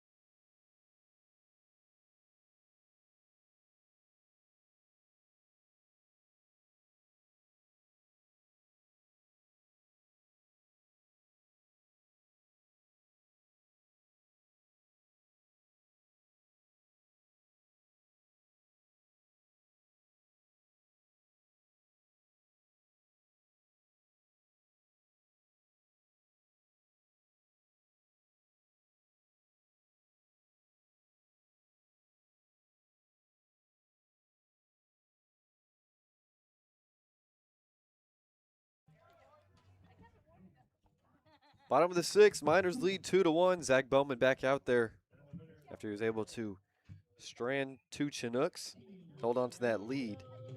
Now batting It's the now fourth, 6 Chinooks, total number 3, Kai left Butler. on base for Chugiak through 5. These league games have been tight between these two squads. Yeah. Something about the non-league exhibitions that are just the complete opposite. I mean, that one was still 10-8, right? Fouled straight back from Kai Butler, And the leading Chinook things foul off the ball right sponsored fielder. by Carlson Law Group. Kai Butler, the only guy who has come across the score for the Chinooks so far. Singled back in the 4th. Advanced to second on an error. Then advanced to third. Stole third and then advanced home on the throw-in error. So big wave and a miss 0-2. So the Miners have, I mean, I would say kind of just did it themselves, right? I mean, that one run went unearned to Ziola. Yeah. Unearned in your book? Yeah. Okay. 0-2. High and inside fastball. You know, it kind of surprises me that the games between these two have even been that close, but that kind of brings us back to the conversation earlier about parity in college baseball, right?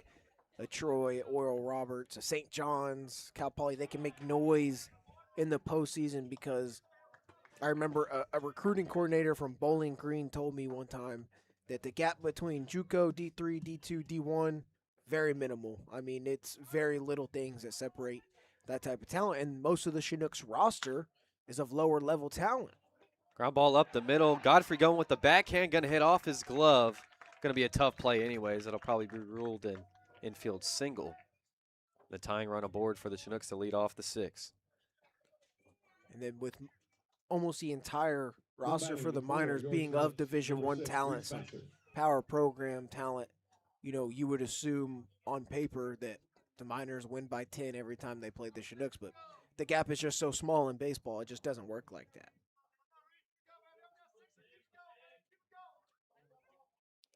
Here's the second baseman, Reese Vassar. First pitch, wave and a miss. So Butler on first. He's the tying run. Vassar 0 for 1 with a walk and a fly out. Flew out to right field last time up. 0-1. He squares. Going to bunt it down the first base line. Going to be barehanded by Spooner, but foul. So it's 0-2.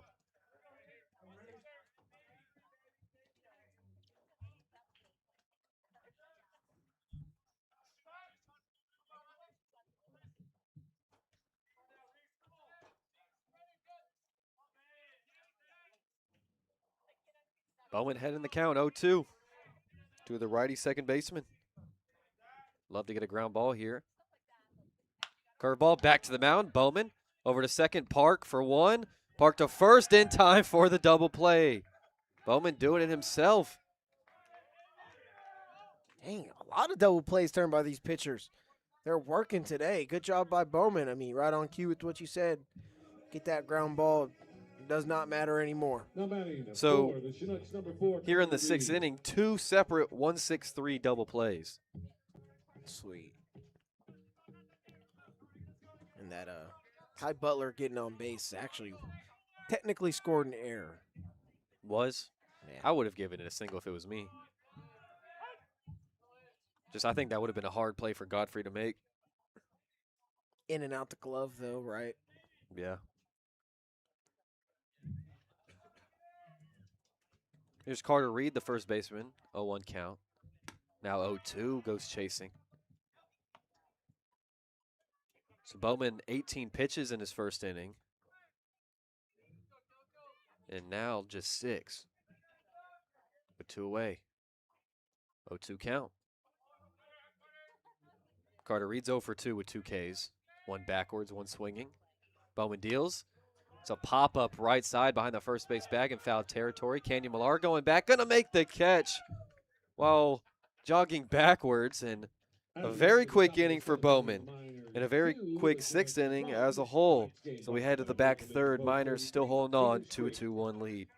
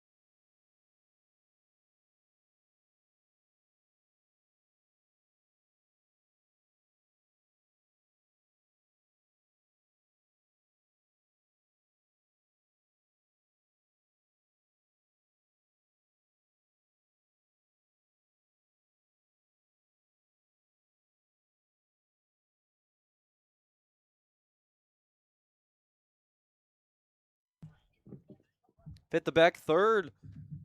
And for the Miners, Godfrey will lead things off. The 8-9-1 due up for the Miners. Looking to expand this lead, 2-1. Cade Carrington still out there. First pitch curveball.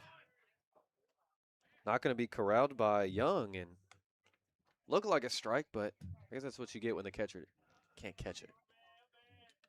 Just want to know. Got to get something going. You're going to want some more insurance down the stretch. You're going to need it too. One in there. You saw the Chinooks add on with their insurance yesterday. It proved plentiful and much needed, though, because the Miners did make noise in that top of the ninth. Yeah, brought the tying man to the plate after really not hitting in the first 8 innings. Yeah. Right now, I mean, the tying man comes to the plate every AB for the Chinooks. Counts 1-2 to Godfrey, who's 0 for 2, 2 ground outs. That one hit in front of home. Got Sweet Bacon asking, you got to rank these guys. Oh, us. Who was the best co-host with you? Huh. 2-2. Low again. Count goes full to Godfrey. Oh, thanks, Sweet Bacon. We appreciate it.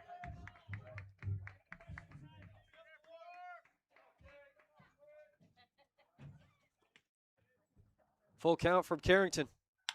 Hard shot back up the middle.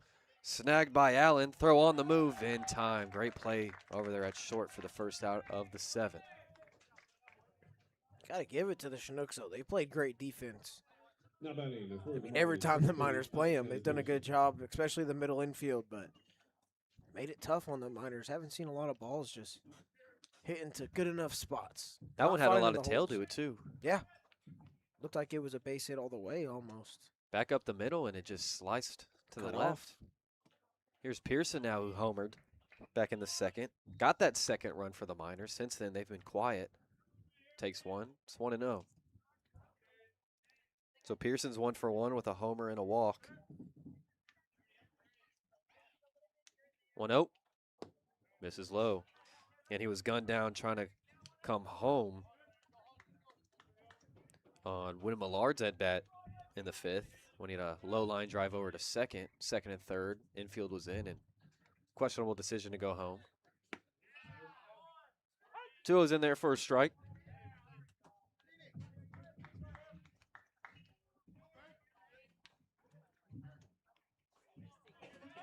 See if Pearson can get something going here. He's been on base twice. Chance, he wants to rip a ball. I know he wants to get a hold of something, but that right there, just good patience at the plate. So Pearson takes the front door curveball, misses in. It's 3-1 now. Apologize for the score bug being behind. That's not us. 3-1. Ground ball back up the middle. Fassard charging. Throw to first on the move in time for out number 2. And that's another great play defensively for the Chinooks. They're just making the plays that need to be made, and even the ones that are a little bit tougher to make. So you just kind of tip your cap. But the Miners have got to hit the ball harder and hit it in better spots. You know, these weak ground balls aren't going to get it done for sure.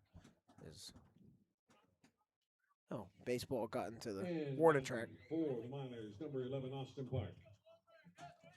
So lineup flips over Austin Park, who in my book is 3 for 3, but one of his singles they gave an error. Because in my book, the Miners have 5 hits, but in the stats it'll show 4. He bunts this one right of the mound. Carrington all over it. Throw to first in time, and 1-2-3 go the Miners in the 7th. Bottom of the 7th to score. The As Miners it's 2, stretch time here in the Chugiak. brought to you by Miners looking to hold on to that Opportunity lead. We'll be right back. 33.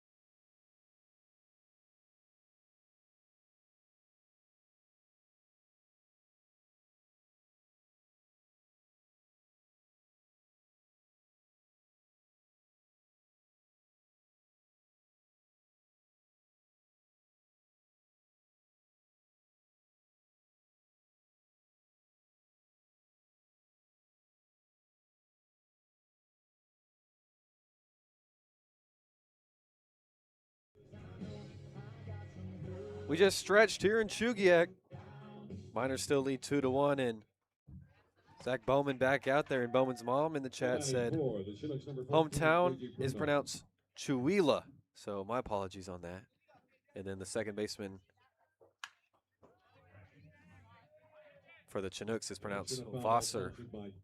Faster. Or what is it? Faster. Oh, Vassar, excuse me. Phonetically, Va would be V-A-H. My bad. I was just going on what the PA guy was going off of. 0-1 count to JJ Pronow, excuse me. 0-2. Pronow is 0 for 1 with a walk and a strikeout. He was the last guy. Viola strikeout. Ziola. Man, I'm all over the place right now. Bowman's 0-2. Ground ball over the short, right at Park. Gobbles it up and throw to first in time for out number 1. Easy play right there. Easy out. Quick ground ball, too. That's where you want to live if you're Bowman's done good job so far in his relief work. Coming to the plate for your Chinooks, number 2, Blake. I mentioned Bowman, 18 pitch first inning, and his second was only 7. And he gets the first out on 3 there. Here's Blake Allen, the shortstop. He's 0 for 2. Reached on an error last time up. He's actually the first guy Bowman faced. It's 1-0.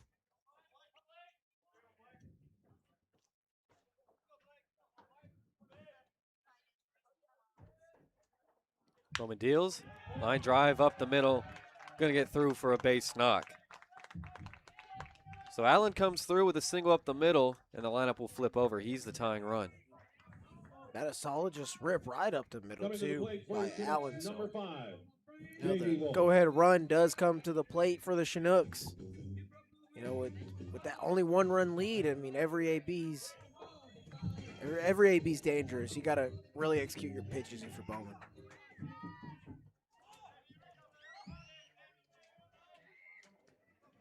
Here's the center fielder, J.D. Wolf, who's 1 for 3. Ball in the dirt, blocked by Spooner. And the throw to first is dug out by Canyon Millar. Spooner trying to back pick Allen there. A big back pick, too, because that ball gets in the outfield. That's just more trouble on the defensive side for the Miners. Bowman looks over to first. Allen's in standing. And 4 double plays tonight, 2 by each team. And there's 2 last inning. Another throw over to first.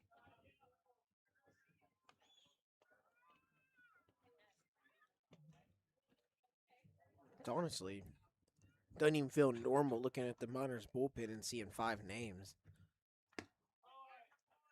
All right, 1-0 fastball in there for a strike. the 6th pitcher in the bullpen, so only 5 guys left, but for the longest time there's only 4 dudes available. Right, there's at least 3 or 4 guys that are unavailable because of throwing already this week. Front door breaking ball just misses 2-1 to Wolf.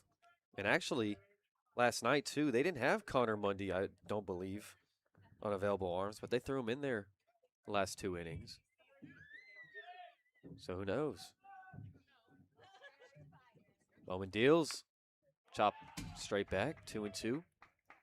Yeah, it makes it tough when you play, you know, your 4th straight game in 4 straight days with the arm, trying to keep everybody healthy. But the Miners haven't really used that many guys. It helps that St. John's, Kyle Chase, and Brady Clark are here now. Arlo Pendleton from Cal Poly's here. That's 3 more guys that you've got to work with out the pen. 2-2, line shot, hooking foul.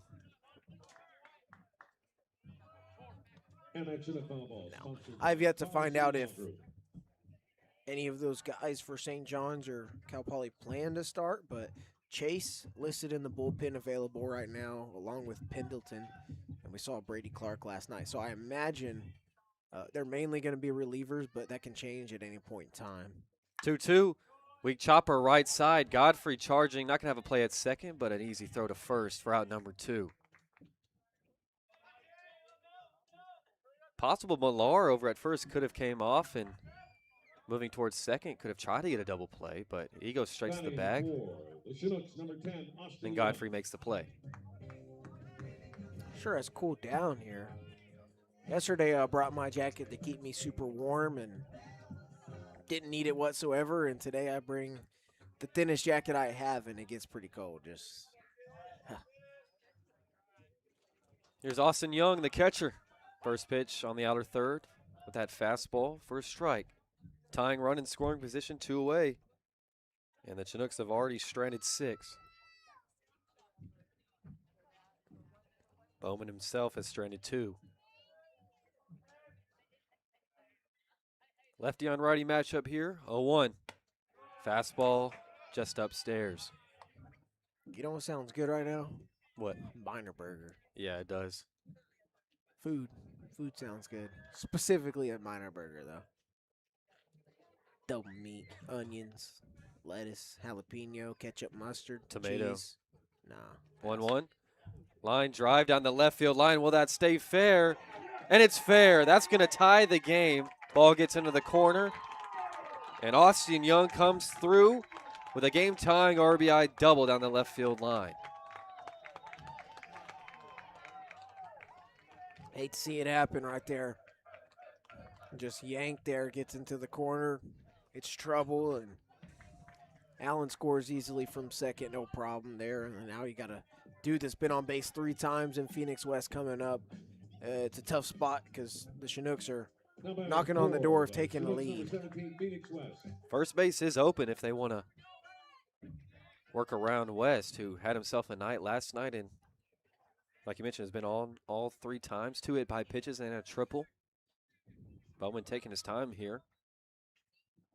Finally comes set. Go ahead, run on second, 2 away. First pitch to West, almost hits him. Front door slider. You know, West plays, he's a junior. He just finished his junior year, but he plays Division II baseball at Harding University. Familiar just because went to high school with multiple people who continued their athletic careers there. 1-0. This is low. Just east of Texas. I want to say Arkansas is where Harding is. Probably shouldn't guess on that, but I'm pretty positive. Go look it up. Give it a peep. Another long pause from Bowman before he finally comes set. Checks second twice. Deals. Fastball misses low, 3-0 to West. I know ball. Seriously, Arkansas. There you go. Half off burgers, dogs, and pretzels at the Chinook Shack. Half off food? They're going to give the intentional ball 4 and a 3-0 count. Walk West down to first. He's on all 4 times tonight, 3 free passes. Liability in motion now coming to the plate for the Chinooks. Number 21. That's rare. You don't see that often. Huh. I mean, he's been hurting you like that. Good idea. Yeah. LeBron would rather have someone else hurt him. Here's Cal Whiff. First pitch popped up straight back. Whiff is 0 for 3, 2 Ks and a ground out. So makes sense they'd much rather face Whiff instead of West, who's now on first.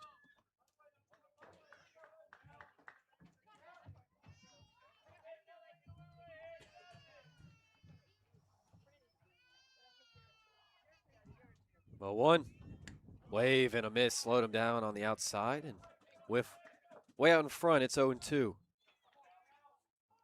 Big pitch right here for Bowman. One thing you want to stay away from, if this is a junk pitch on a breaking ball low in the dirt, you got to block it if you're Spooner. You don't want to give up another free 90 right here to these Chinook base runners. 0-2. Fastball just misses upstairs. Peel down to first. Clearly didn't go around. That one was close. That ball, looking at Cal Whiff's jersey, the Chinooks lettering across his chest, it crossed the bottom of those letters. So I don't know how much closer you can get to the top of the zone than that. Counts 1-2. Go ahead, run on second. Here in the 7th, 2 outs. Runner on second goes. Changeup misses low, and it's a free stolen bag for Young. Now runners on the corners. Man, at this point, I want to get behind the catcher and call balls and strikes to see if this is just a bad angle or what, because disagree. I've disagreed a lot more than I usually ever do. Go ahead, run 90 feet away. Bowman looking to strand 2, keep this game tied. 2-2, runner on first goes, pitches low. Sprinter will pump fake and counts full. Shouldn't go down as a stolen bag with no attempt for Phoenix West. I don't know exactly how the scoring works here, though. I know in Major League Baseball, though, he wouldn't get a stolen bag.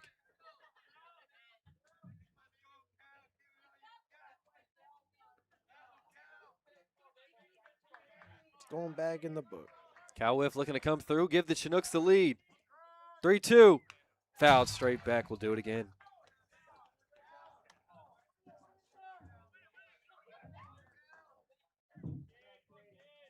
This is Whiff's first time facing, or no, excuse me. Bowman got him to ground out last time out, so second time he's faced Bowman.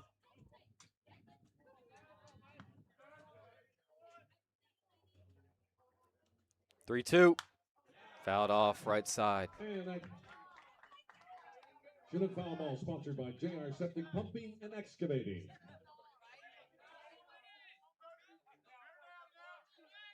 Come on, Bowman. What's your best pitch right here? Go ahead and give it to him. Biggest pitch of the night coming up. Who will come through? Payoff pitch.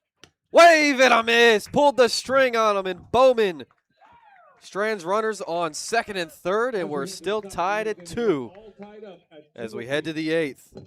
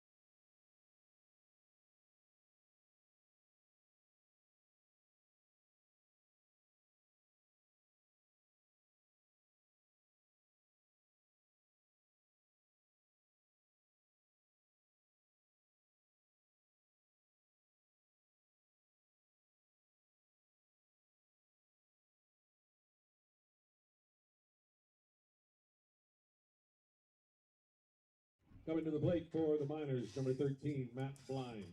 Top of the 8th, Matt Blind will lead things off. Ball game's now at 0-0.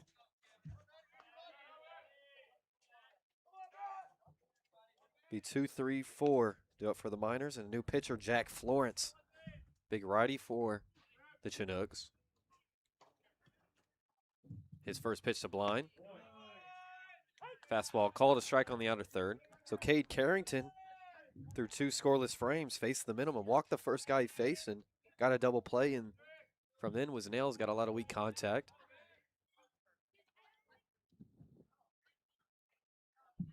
0-1. Fastball upstairs.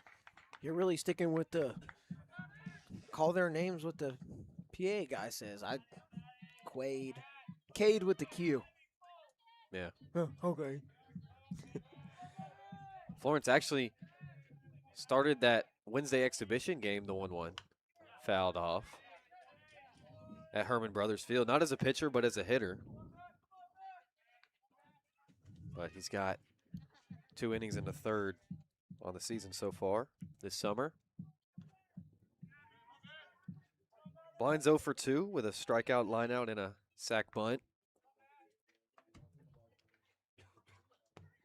1-2 misses.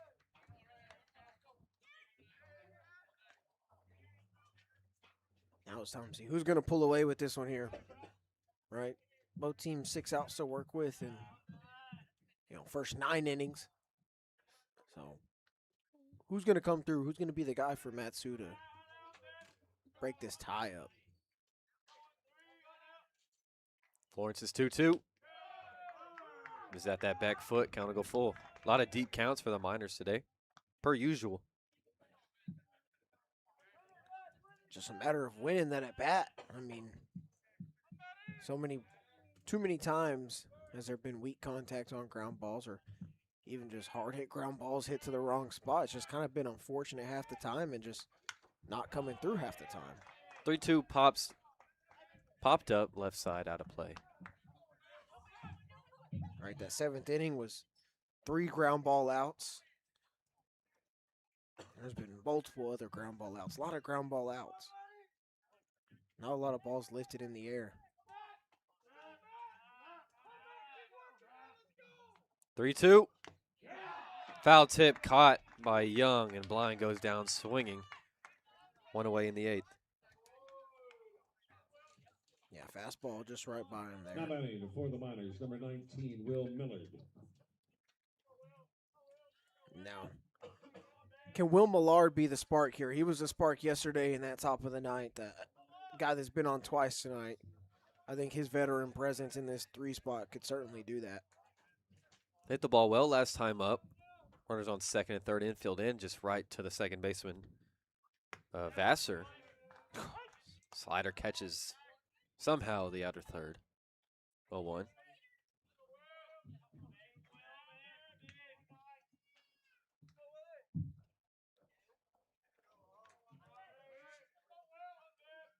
But Millard's 0 for 2 with a walk. Florence tries to go right back to it. Misses outside. That's a good idea by Florence there, though. I mean, throw it just a little bit further off the plate that time. Millard, see if he would have took the bait and whiffed at that one, but just continues to stay disciplined. He's really good at that at the plate. 1-1. Fastball upstairs. Right by Millard, 1-2. That one had a little extra zip on it right there. Only 86, though. It looked a lot faster than that. 86? But, I mean, compared to the 2 sliders, right, it does look a lot faster, high cheddar. 1-2. Another fastball just misses. Disciplined take there from Millard. Walked back in the third. 86? I wonder what I would throw if I threw on the mound. You know how pumped I'd be if I threw 75? 2-2. Hard line drive over to third. Diving play made by a whiff to take away a hit from Millard. What a play. There's 2 outs. I mean, it's literally just been half the time bad contact or that right there. Great defense. Chinooks have played great defense all around in the infield. All night. Yesterday, too, they did the same thing, and they continue to do it. It's been their recipe for success for sure. Here's Hazen Enoy now 2 away. Grounds the first pitch he sees, right side. Vassar's there on the move. Throw to first in time. Another 1-2-3 inning for the Chinooks. And head to the bottom of the 8th tied at 2 apiece.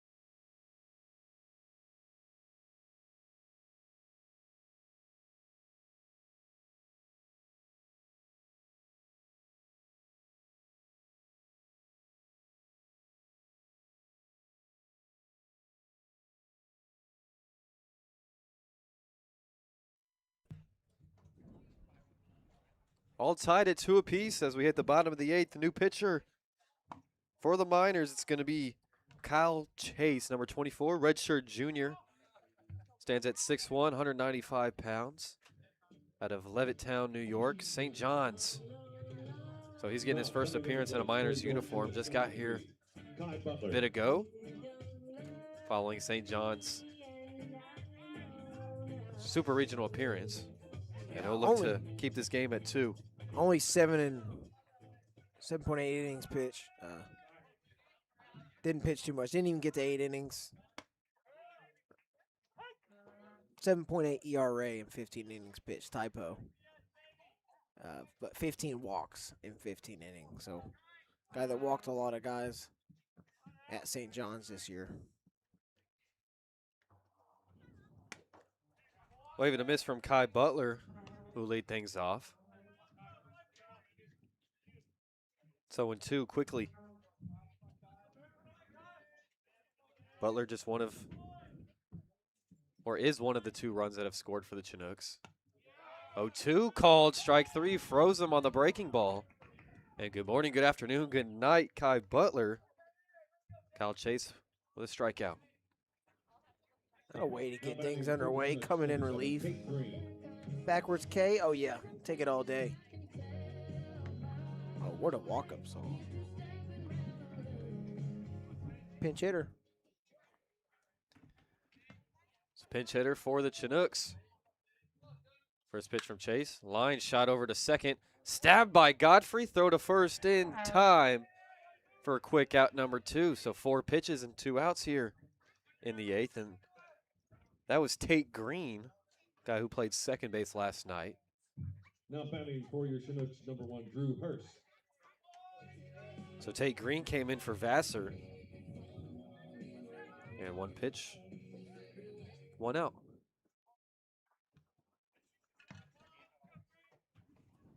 Two-way now.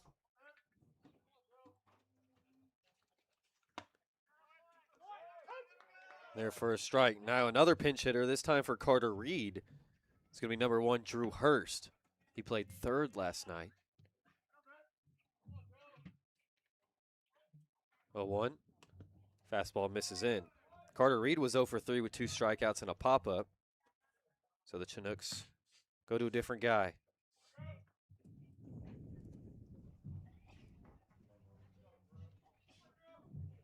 Trying to get something going. It's been a low-scoring game. Got to find a spark somewhere in that lineup. Curveball in there for a strike. Maybe a gracious call given for the Miners. Nonetheless, it's 1-2. Chase kicks and deals. Wave and a miss. Change up in the dirt. Spooners throw down to first in time. And a quick inning for Kyle Chase. 2 strikeouts. And we head to the 9th, all tied up at 2. This is a good one.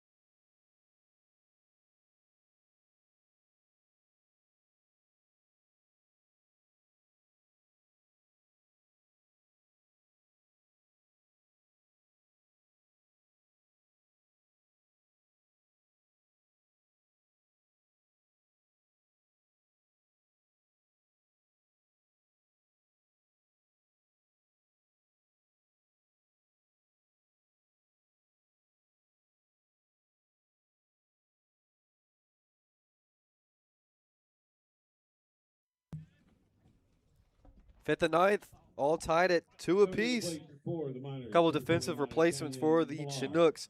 Hurst over at third, and Whiff, who was at third, moves over to first. And take Green over at second. Kenyon Millar will lead things off in the 9th for the Miners. Looking to take the lead. Face Jack Florence, first pitch.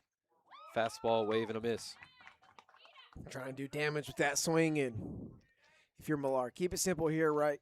It's the top of the 9th, it's a tie ball game. Your job is to get on base. Don't play hero here. Try to do it with one swing. He could certainly do it. Just do what you did in deep BP. Listen to what LeBron said. Do damage when you're trying to hit the ball, right? Do it with intent. Do it violently, but be smart about it. That one misses. It's 1-1, and Millar has already reached twice, 2 walks. And a line out back to the mound. Back in the 3rd.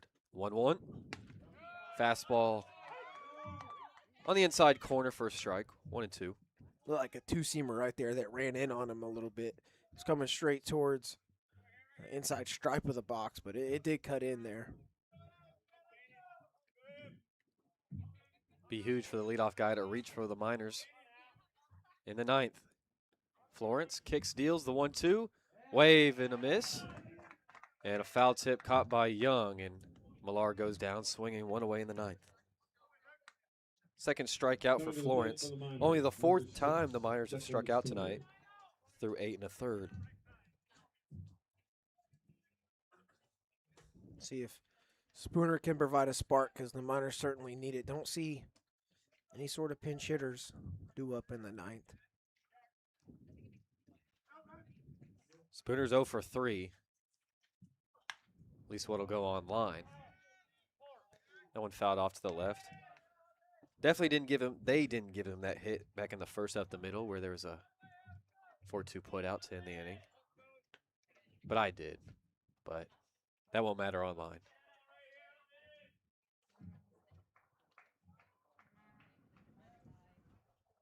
Florence is 0-1.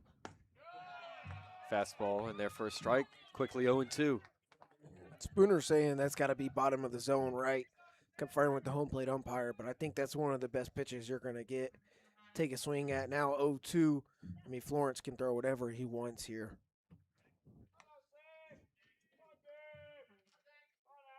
0-2. Fastball, fly ball left field, hooking foul. Do it again. Interesting. 0-2 fastball right here. That was a interesting pitch. Usually you just don't see that. I mean, if you do, it's high, right? It's up, try to elevate and change eye level of the hitter, get him to chase, but that one was just outside, pretty much stomach level with Spooner. Still 0-2. Defense for the Chinooks playing straight up on the lefty. 0-2. There's a ground ball back up the middle. Diving stop by Green. Throw to first. Not in time. He's safe. Spooner beat it out. What an effort from Green there. And just almost another hit taken away from the Miners. Whew. That play was close. Now, we've seen in the top of the 9th of the 2 games the Miners have played here in league play be really close plays for that 3rd out over at first. That one was really close there. And we're going to get a conversation for the Miners. Diesel Toth getting talked to by Coach LeBron and third base coach Jarvis there. Coach JJ. Talking about the approach here. What's the plan? Got Tyler Akers pinch running over at first, so definitely want to get this guy around and score him. I would assume putting Akers, your fastest guy, on first now. Might try to swipe a bag here as Diesel Toth will dig in. He's hit the ball hard every single time. All to left field, 2 flyouts and a line out. Got to think this would be the perfect time for one of them to fall. Ball in the gap could easily score Akers. And the Chinooks got to be careful for Akers to swipe a bag. First pitch, slide step from Florence, misses outside. This is a situation where you wanted to talk to Toth there. You don't really want to give off any signs. You just want to go tell him, hey, this is what the plan is during your at-bat. This is what we want to do. So you don't have any miscommunication and it results in a double play or an out that shouldn't happen. Throw over to first, Akers in sliding.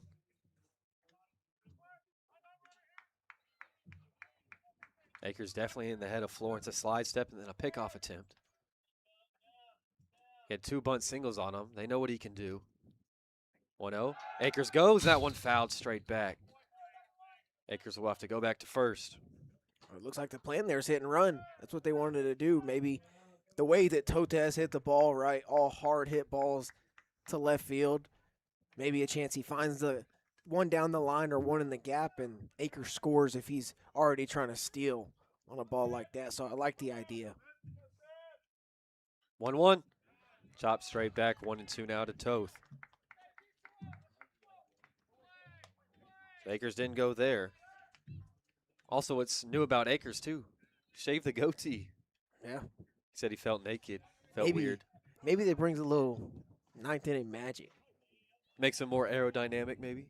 Yeah, sure. Or just magic. 1-2. Akers goes. Fastball. Called strike 3. Throw down to second. No sign from the umpire. He's in there safely. Toth goes down looking. There's 2 away. Coming to the plate for the Miners. 3 Ks for Florence now. Yeah, that ball came out of the glove of Allen as he tried to swipe it on Akers. Skipped away from him into Green's glove. But now scoring position for Beef. What do you got, kid? Godfrey's 0 for 3. 3 groundouts. I think this time looking to elevate one. Hit one to the parking lot in BP. Go ahead, run on second. First pitch to Godfrey. Fastball misses outside. Good take, good take. First pitch fastball is kind of what you want in this spot. But if it's not a strike, don't swing at it. Good discipline from Beef. Alex Pearson's on deck. He hit a homer back in the second. That was the last run the Miners scored. 1-0. Fastball misses inside and gets away to Young to the backstop.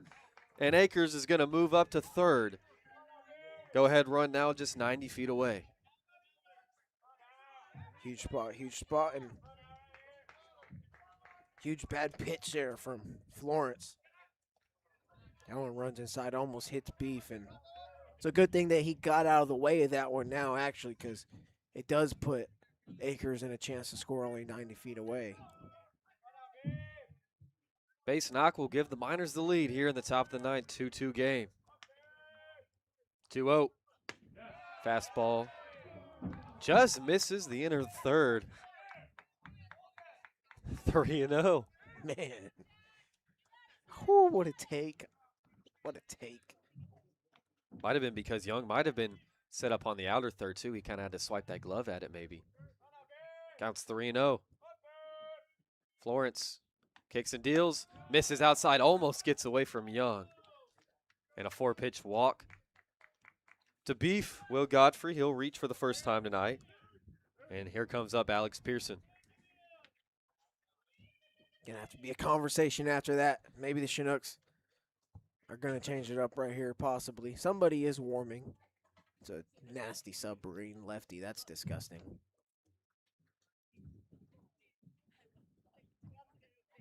That ball 4 could have easily gotten away from Young. 2 scored Akers. Imagine. Looks like Auden Pankinen's going to be the guy in the bottom of the ninth for the Miners. Lead or not. LeBron did designate him as, and say to us, right, that he'll be the closer for the Miners. Has nasty seeking stuff. Already has a save on the year. Florence does stay in, though. They don't bring in the unethical arm slot of whoever's warming up with that submarine. You would think lefty on lefty, too. That might be the move, but it also could be where they might see where Florence goes here first pitch or 2. See if he's still wild. Go ahead, run on third. 2 away. First pitch to Pearson. Fastball misses low. Hey, for kind of the most part, Blue's been pretty consistent. I mean, at least of what we've just seen to that call right there, that's consistent throughout this half of the inning. So, all right, if you're on deck, you see if that called a ball before you, it better be a ball when you get up, and it is there. 1-0, high and away fastball right by Pearson, 1-1. That almost the exact same pitch that he took the other way for a home run back in the top of the second. And Miners haven't scored since then. Have a chance here. Godfrey goes, ball's low. Godfrey's going to pause in between first and second and then just take second. Trying to see if Young would throw down and get Akers to come to score on the throw. Chestnut checkers. He was expecting to get into a pickle there and try to stay in a pickle long enough to get Akers to go home. Runners on second and third now. Two-way, 2-1 count. Righty on lefty. Florence deals. Line shot, foul. Pearson way out in front, but he got a lot of that one. I say I feel good about this spot right here for Pearson. The way he just yanked that ball. You could tell he's really locked in at the dish right now. He's ready to find a pitch he can take and drive it. Biggest pitch of the night coming up. Florence comes set. Deals the 2-2. Called strike 3, froze Pearson on the outer third. And Florence strands 2. And the Chinooks going to the bottom of the ninth, looking to walk it off and win back-to-back against the Miners.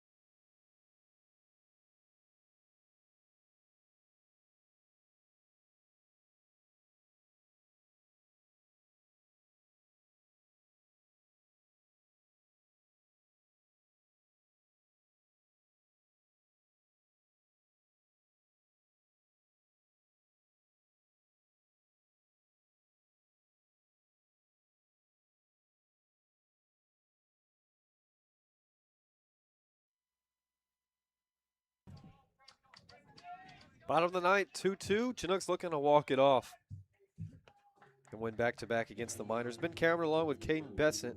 Kyle Chase still out there, and I don't see why not. And an 8-pitch, 2-strikeout, 1-2-3 inning in the 8th. They place 8, 9, and 1 of the Chinook order. Hoping to send this one to extras. First pitch to Pro now.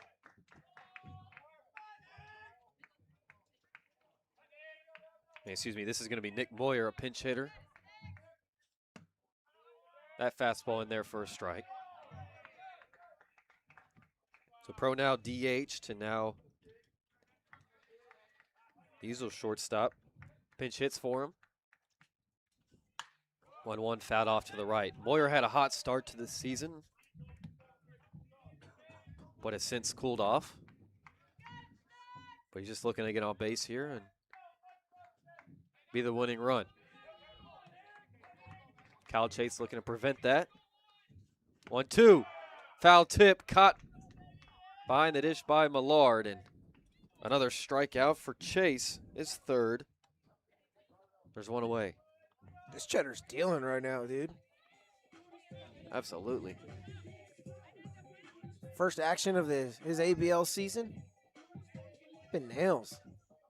So Akers is now in left. Millard moves from left to behind the dish. First pitch to Blake Allen, misses. Allen singled last time up, came around to score that tying run in the 7th. It's a fly ball to left field. Akers moving to his right, close to the line, and is there for out number 2. Good job by Akers coming into the game on defense right there and being ready to make a play, right? It's not going to be easy. It's cooled off a bit. Got to run that one down towards the line. Good job for out number 2. Lineup flips over. J.D. Wolf coming up for the 5th time. He's 1 for 4. Singled back in the 3rd. That's his only hit. First pitch. Misses well outside.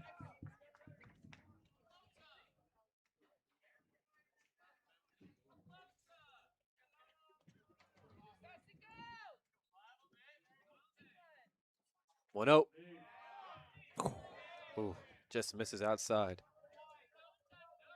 Austin Young, who tied this game up with an RBI double back in the 7th, on deck. 2-0.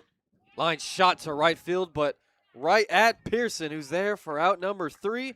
And we've got extras in Chugiak, all knotted up at 2 apiece.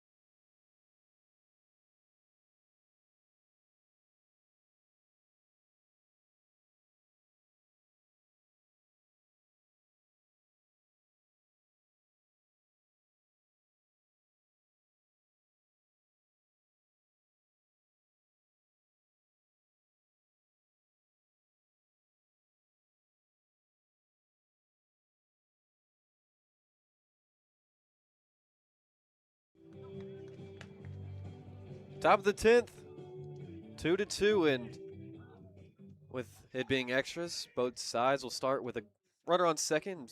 Pearson made the last out.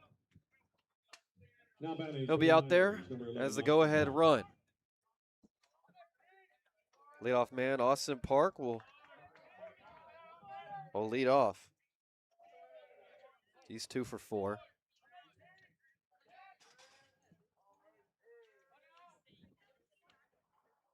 Florence still out there. Park squares, pulls back. That one's low.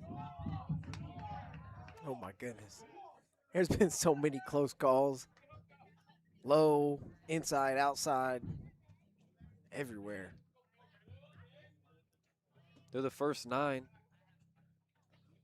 Miners 2 runs on 5 hits and an error. And for the Chinooks, 2 runs on 5 hits and 5 Miners errors. Squares pulls back again. That one's called a strike.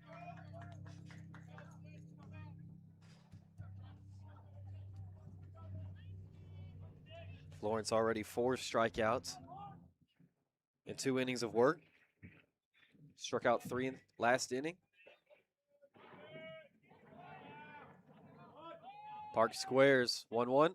Gets this one down to the right of the mound. Pearson will move up, and Florence will underhanded to first for out number 1. But Park does his job. Successful sacrifice.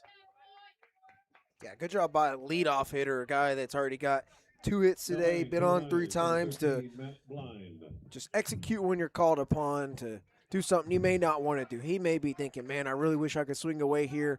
It's just about being unselfish for the greater good of the team, trying to win a ball game here. Sack bunt, does his job. Now go ahead and run 90 feet away. Here's Matt Blind. First pitch, line shot up the middle and through, and the Miners will take the lead off the bat of Matt Blind. It's 3-2. Dude who's had a rough day at the plate. Coming through here in the 10th, how about it, Blind? Finally sees one get through. It just feels like it's taking a while for him to finally see that result multiple times throughout a game, but I know that one felt good. I'll just keep it going. Add on more because the Chinooks obviously will start with a runner on second as well. I'll assume the way Kyle Chase has been working that he's back out there. 2 innings on just 14 pitches. Here's Will Millard. Their first strike. Yeah, I do got to say, I didn't know that there would be a runner on second base. Really, really appreciate it because the way this game's been going, we might be here for another hour and a half with no extra runner. Runner goes. Ball misses. Throw 1 hop second. And a successful stolen bag for Matt Blind.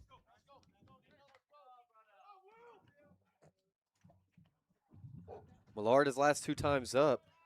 0 for 2, but he's hit the ball hard, and Kyle Whiff, when he was over at third, over at first now, made an insane diving play to take away a hit from Millard.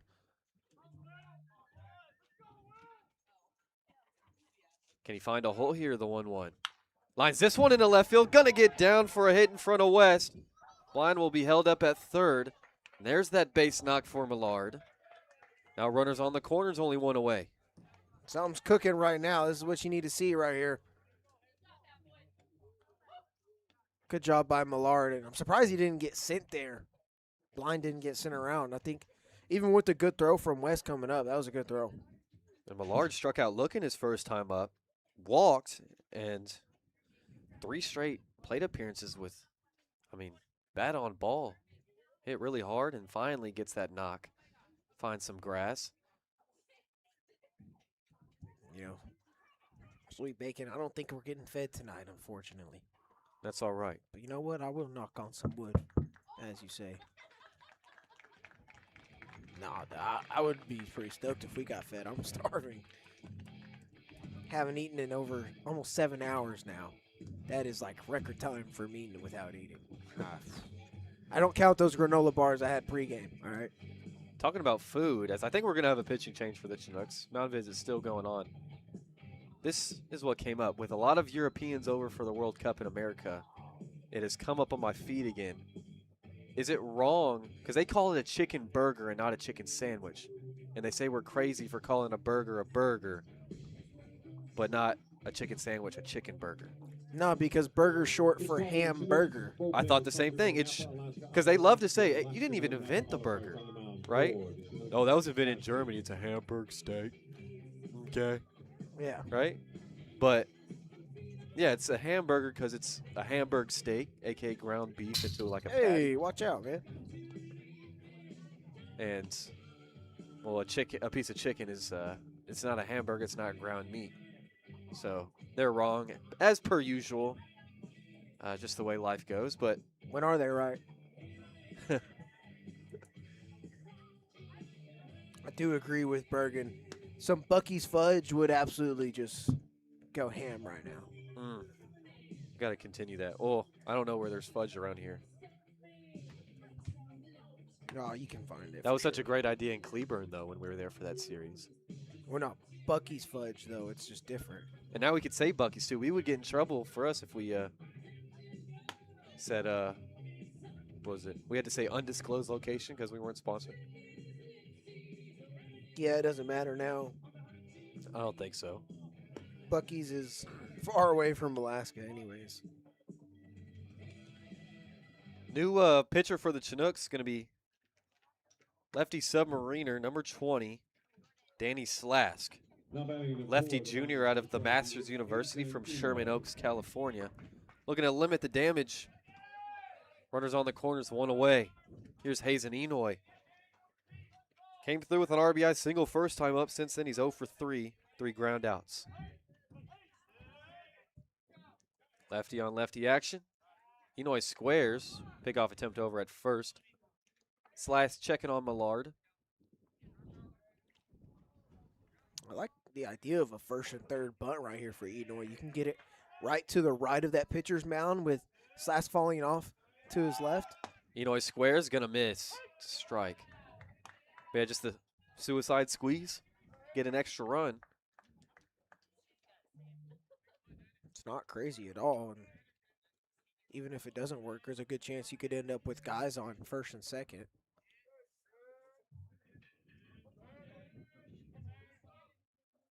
Well, one. Enoy squares is gonna miss again. 0-2. He smacks his helmet in frustration. Now most likely suicide squeeze off. And so most times when you bunt, right, I know a lot of guys get told to catch the ball with the bat, right, to be able to make it a little easier on you. But Enoy kind of punched at it there. It makes me think he wanted to push it past the mound on that right side a bit. 0-2. Misses just outside. What a take from the lefty Enoy. 1-2 now. And I would bet that I doubt he has ever seen a submariner. But who knows? I'll have to ask him. It's very much possible, though. It's just a lot rarer nowadays, though, for sure. 1-2. A dead ball. Hit off Enoy, and we'll do it again.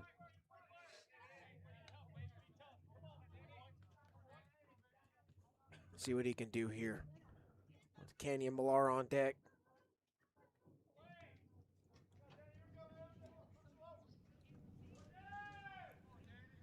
So Akers, or Blind on third, excuse me. Millard on first, one away. Pickoff attempt again over at first. Slash working from the third base side of the rubber.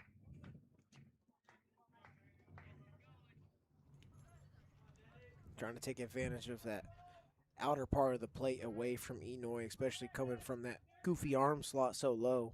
1-2. Misses outside.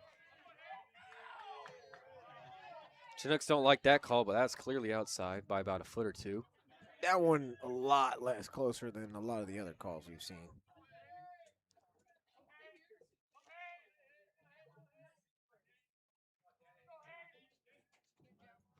Extra insurance on third. 2-2. Ground ball, right side. Gonna get through into right field. That'll score Blind.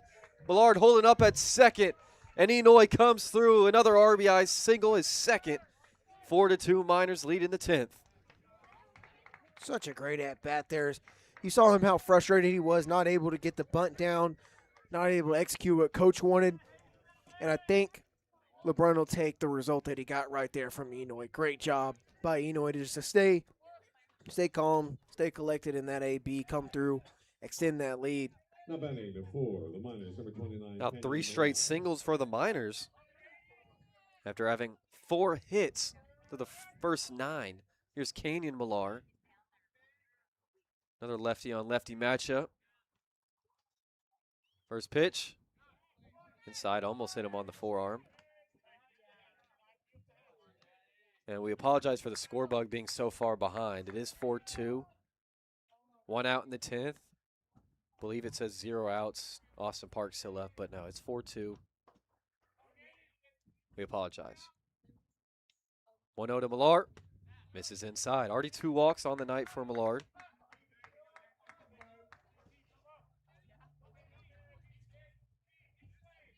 So with 1 out here, the ground ball does get into play for a double play. Canyons hit the ball well. Hit it low, hit a hard line drive back to the pitcher. See if he can elevate right here. 2-0. Inside is going to hit him.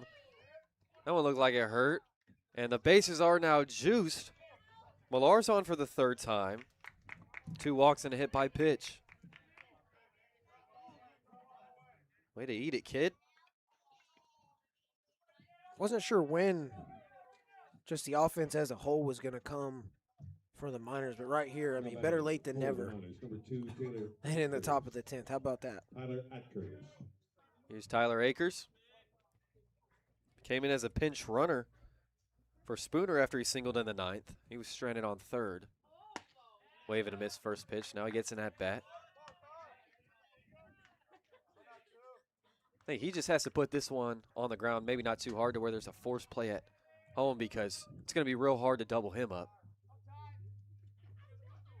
Dude also does a great job at drawing walks.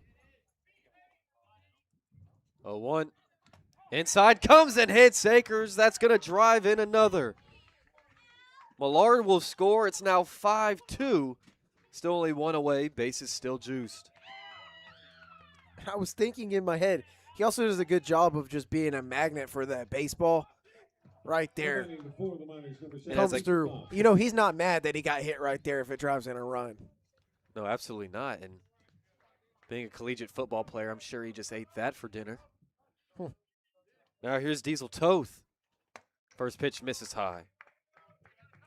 Toth 0 for 4, struck out last time out. 3 hearted outs, and Young's going to have a talk with his guy. So 3 straight singles and back-to-back hit by pitches. That'll get the job done. Miners have played it 3 here in the top of the 10th. Pearson started on 2nd since he was the final out in the 9th, and now he's in the hole. Godfrey on deck. Toth would love his first hit of the night. Like Millard, finally get a hard hit ball to fall. Add on to the 3-run lead. Pops that one out of play. 1-1. Scorebug's still behind. We apologize. That's not us. Away games, we do not control the scoreboard. May have something to do technically with it being in extras, but technology programs are weird. 1-1. Toth goes chasing outside. It's 1-2.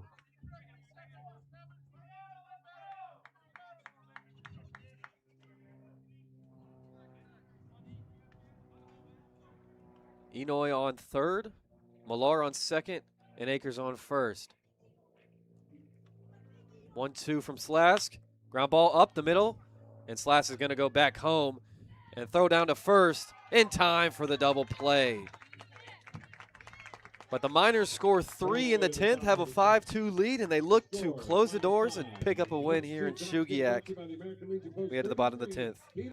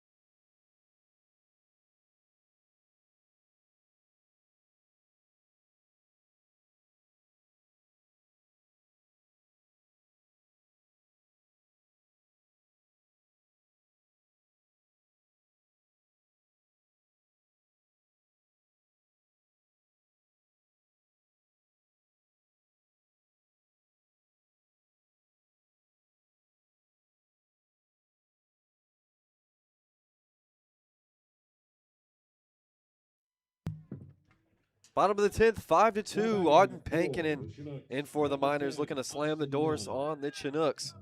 After the Miners scored 3 in the top of the 10th to take the lead. Pankinen already 1 save on the season, as he'll face Austin Young to lead things off. J.D. Wolf on second since he was the last out of the 9th. First pitch misses wide. Austin Young doubled last time up in the 7th to tie this game at 2 apiece. Got one down on the left field line. 1-0. Misses wide. Stabbed by Millard. Runner on second doesn't matter. Yeah. I think working with the 3-run lead here, even the guy at the plate doesn't hurt you if you're Pankinen. Come in, throw strikes. You've got good stuff. Trust it. 2-0. In there for a strike at the belt.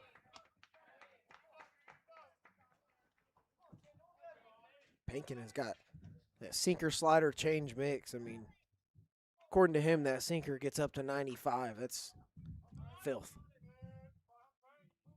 2-1. That one misses upstairs. 3-1 now.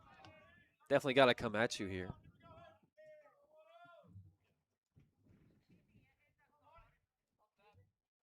I've always been curious about guys who they just don't throw a 4-seam. It's just a little weird. 3-1. That ball's ripped into right center. Pearson looking back, and that one's off the base of the wall. That's going to score a run for the Chinooks as Wolf comes around to score. It's another RBI double for Austin Young, and it's now 5-3. I don't know if we're ever going to get out of here if the Chinooks start responding like this. That ball was roped. Now the tying run comes up to the dish, and Phoenix West. Now batting for the Chinooks, number 17, Phoenix West. It's another dangerous hitter. On base 4 times, and scorebook will say he's 1 for 1 on the day.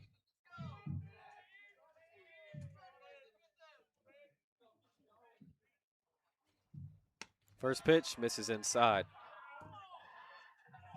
Yeah, West, 2 hit by pitches, an intentional walk, and a triple.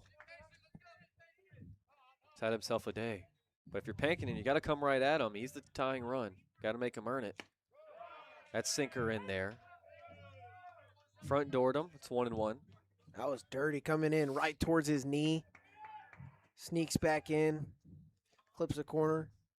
It's a tough pitch to not take. 1-1 from Pankinen. Chopper, right side. Kenyon Millar has it. Flipped to Pankinen, covering first for out number 1 as Young moves up to third. So it's a productive at-bat for West for that first out. Once again, runner on third. And Austin Young, he doesn't matter. He would only make it a 5-4 game, so it was just good to get that batter right there. Miners, number 21, Cal Whiff. So still working with that 2-run lead here, too. Now the tying run, right, has been at the plate and continues to do so. Cal Whiff digs in. First pitch misses. That slider from Pankinen. Now, I think you can go at Whiff here. All right, he's 0 for 4, 3 strikeouts. I think you can be aggressive against him the way he's pitched. That one's wild and going to get from Millard, and Young's going to come in to score. It's now a 5-4 game.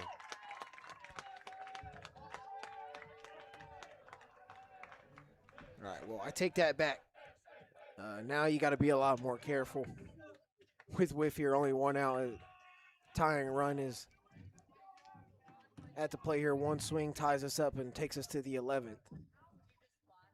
Got to think, too, just in a wood bat league. I know Pearson homered earlier, but you got to have the confidence that he's not going to homer off me in a wood bat league. Come right at him. You don't want to put the tying run on by the free pass at least. It's 2-0 to Cal Whiff. Chops this one foul, 2-1.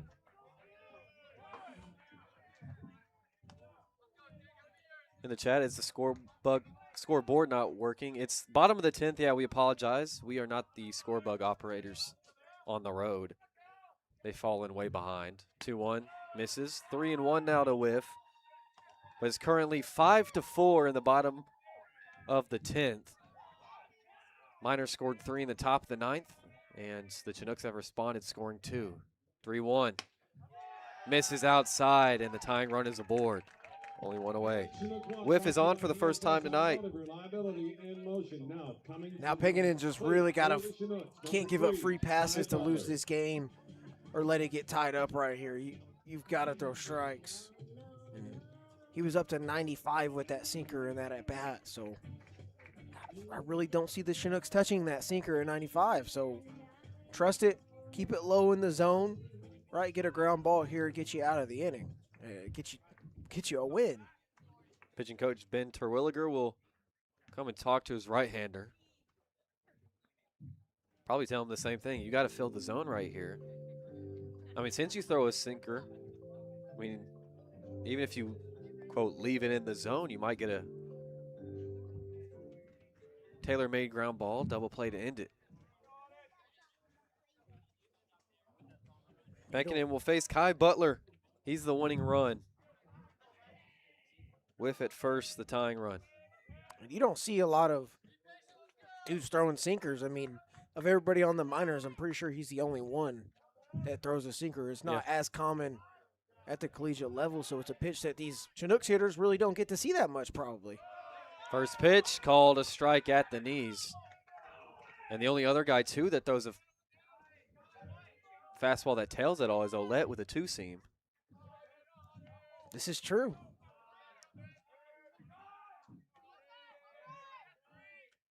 Oh, 1. Chopper up the middle. Park steps on second himself over to first. Double play. Ball game over. And the Miners win a close one in extras 5-4 and bounce right back after losing last night. Back in the win column. How about that? What a way to end the game. Sinker low in the zone right there. Good conversation from Terwilliger. Good execution from Pinkerton. Gets the job done. Gets the Miners league win number 2. Good job. Way to get it done. That was a gritty game. Battle throughout all 10 innings. Really came to life in the 10th when it mattered most. Going home with the dub. And so heading to the 10th, it was 2-2. And final after 10, 5-4. So it really got interesting in the 10th. But the Miners now move to 2-2 in ABL play. Chinooks fall to 5-3.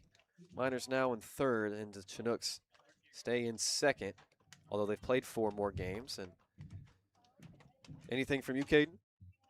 Yeah, I like what Sweet Bacon said. This is the start of a streak right here. You can win 2 in a row tomorrow and then get ready to start a streak after that. So tomorrow over at Herman Brothers Field, same time, different place. About 5:45 here on YouTube. Tune in. Be happy to bring you another game of Miners baseball and hopefully another win. I think boys are going to get rolling now that they've seen a win like this, especially one that took a lot of extra work.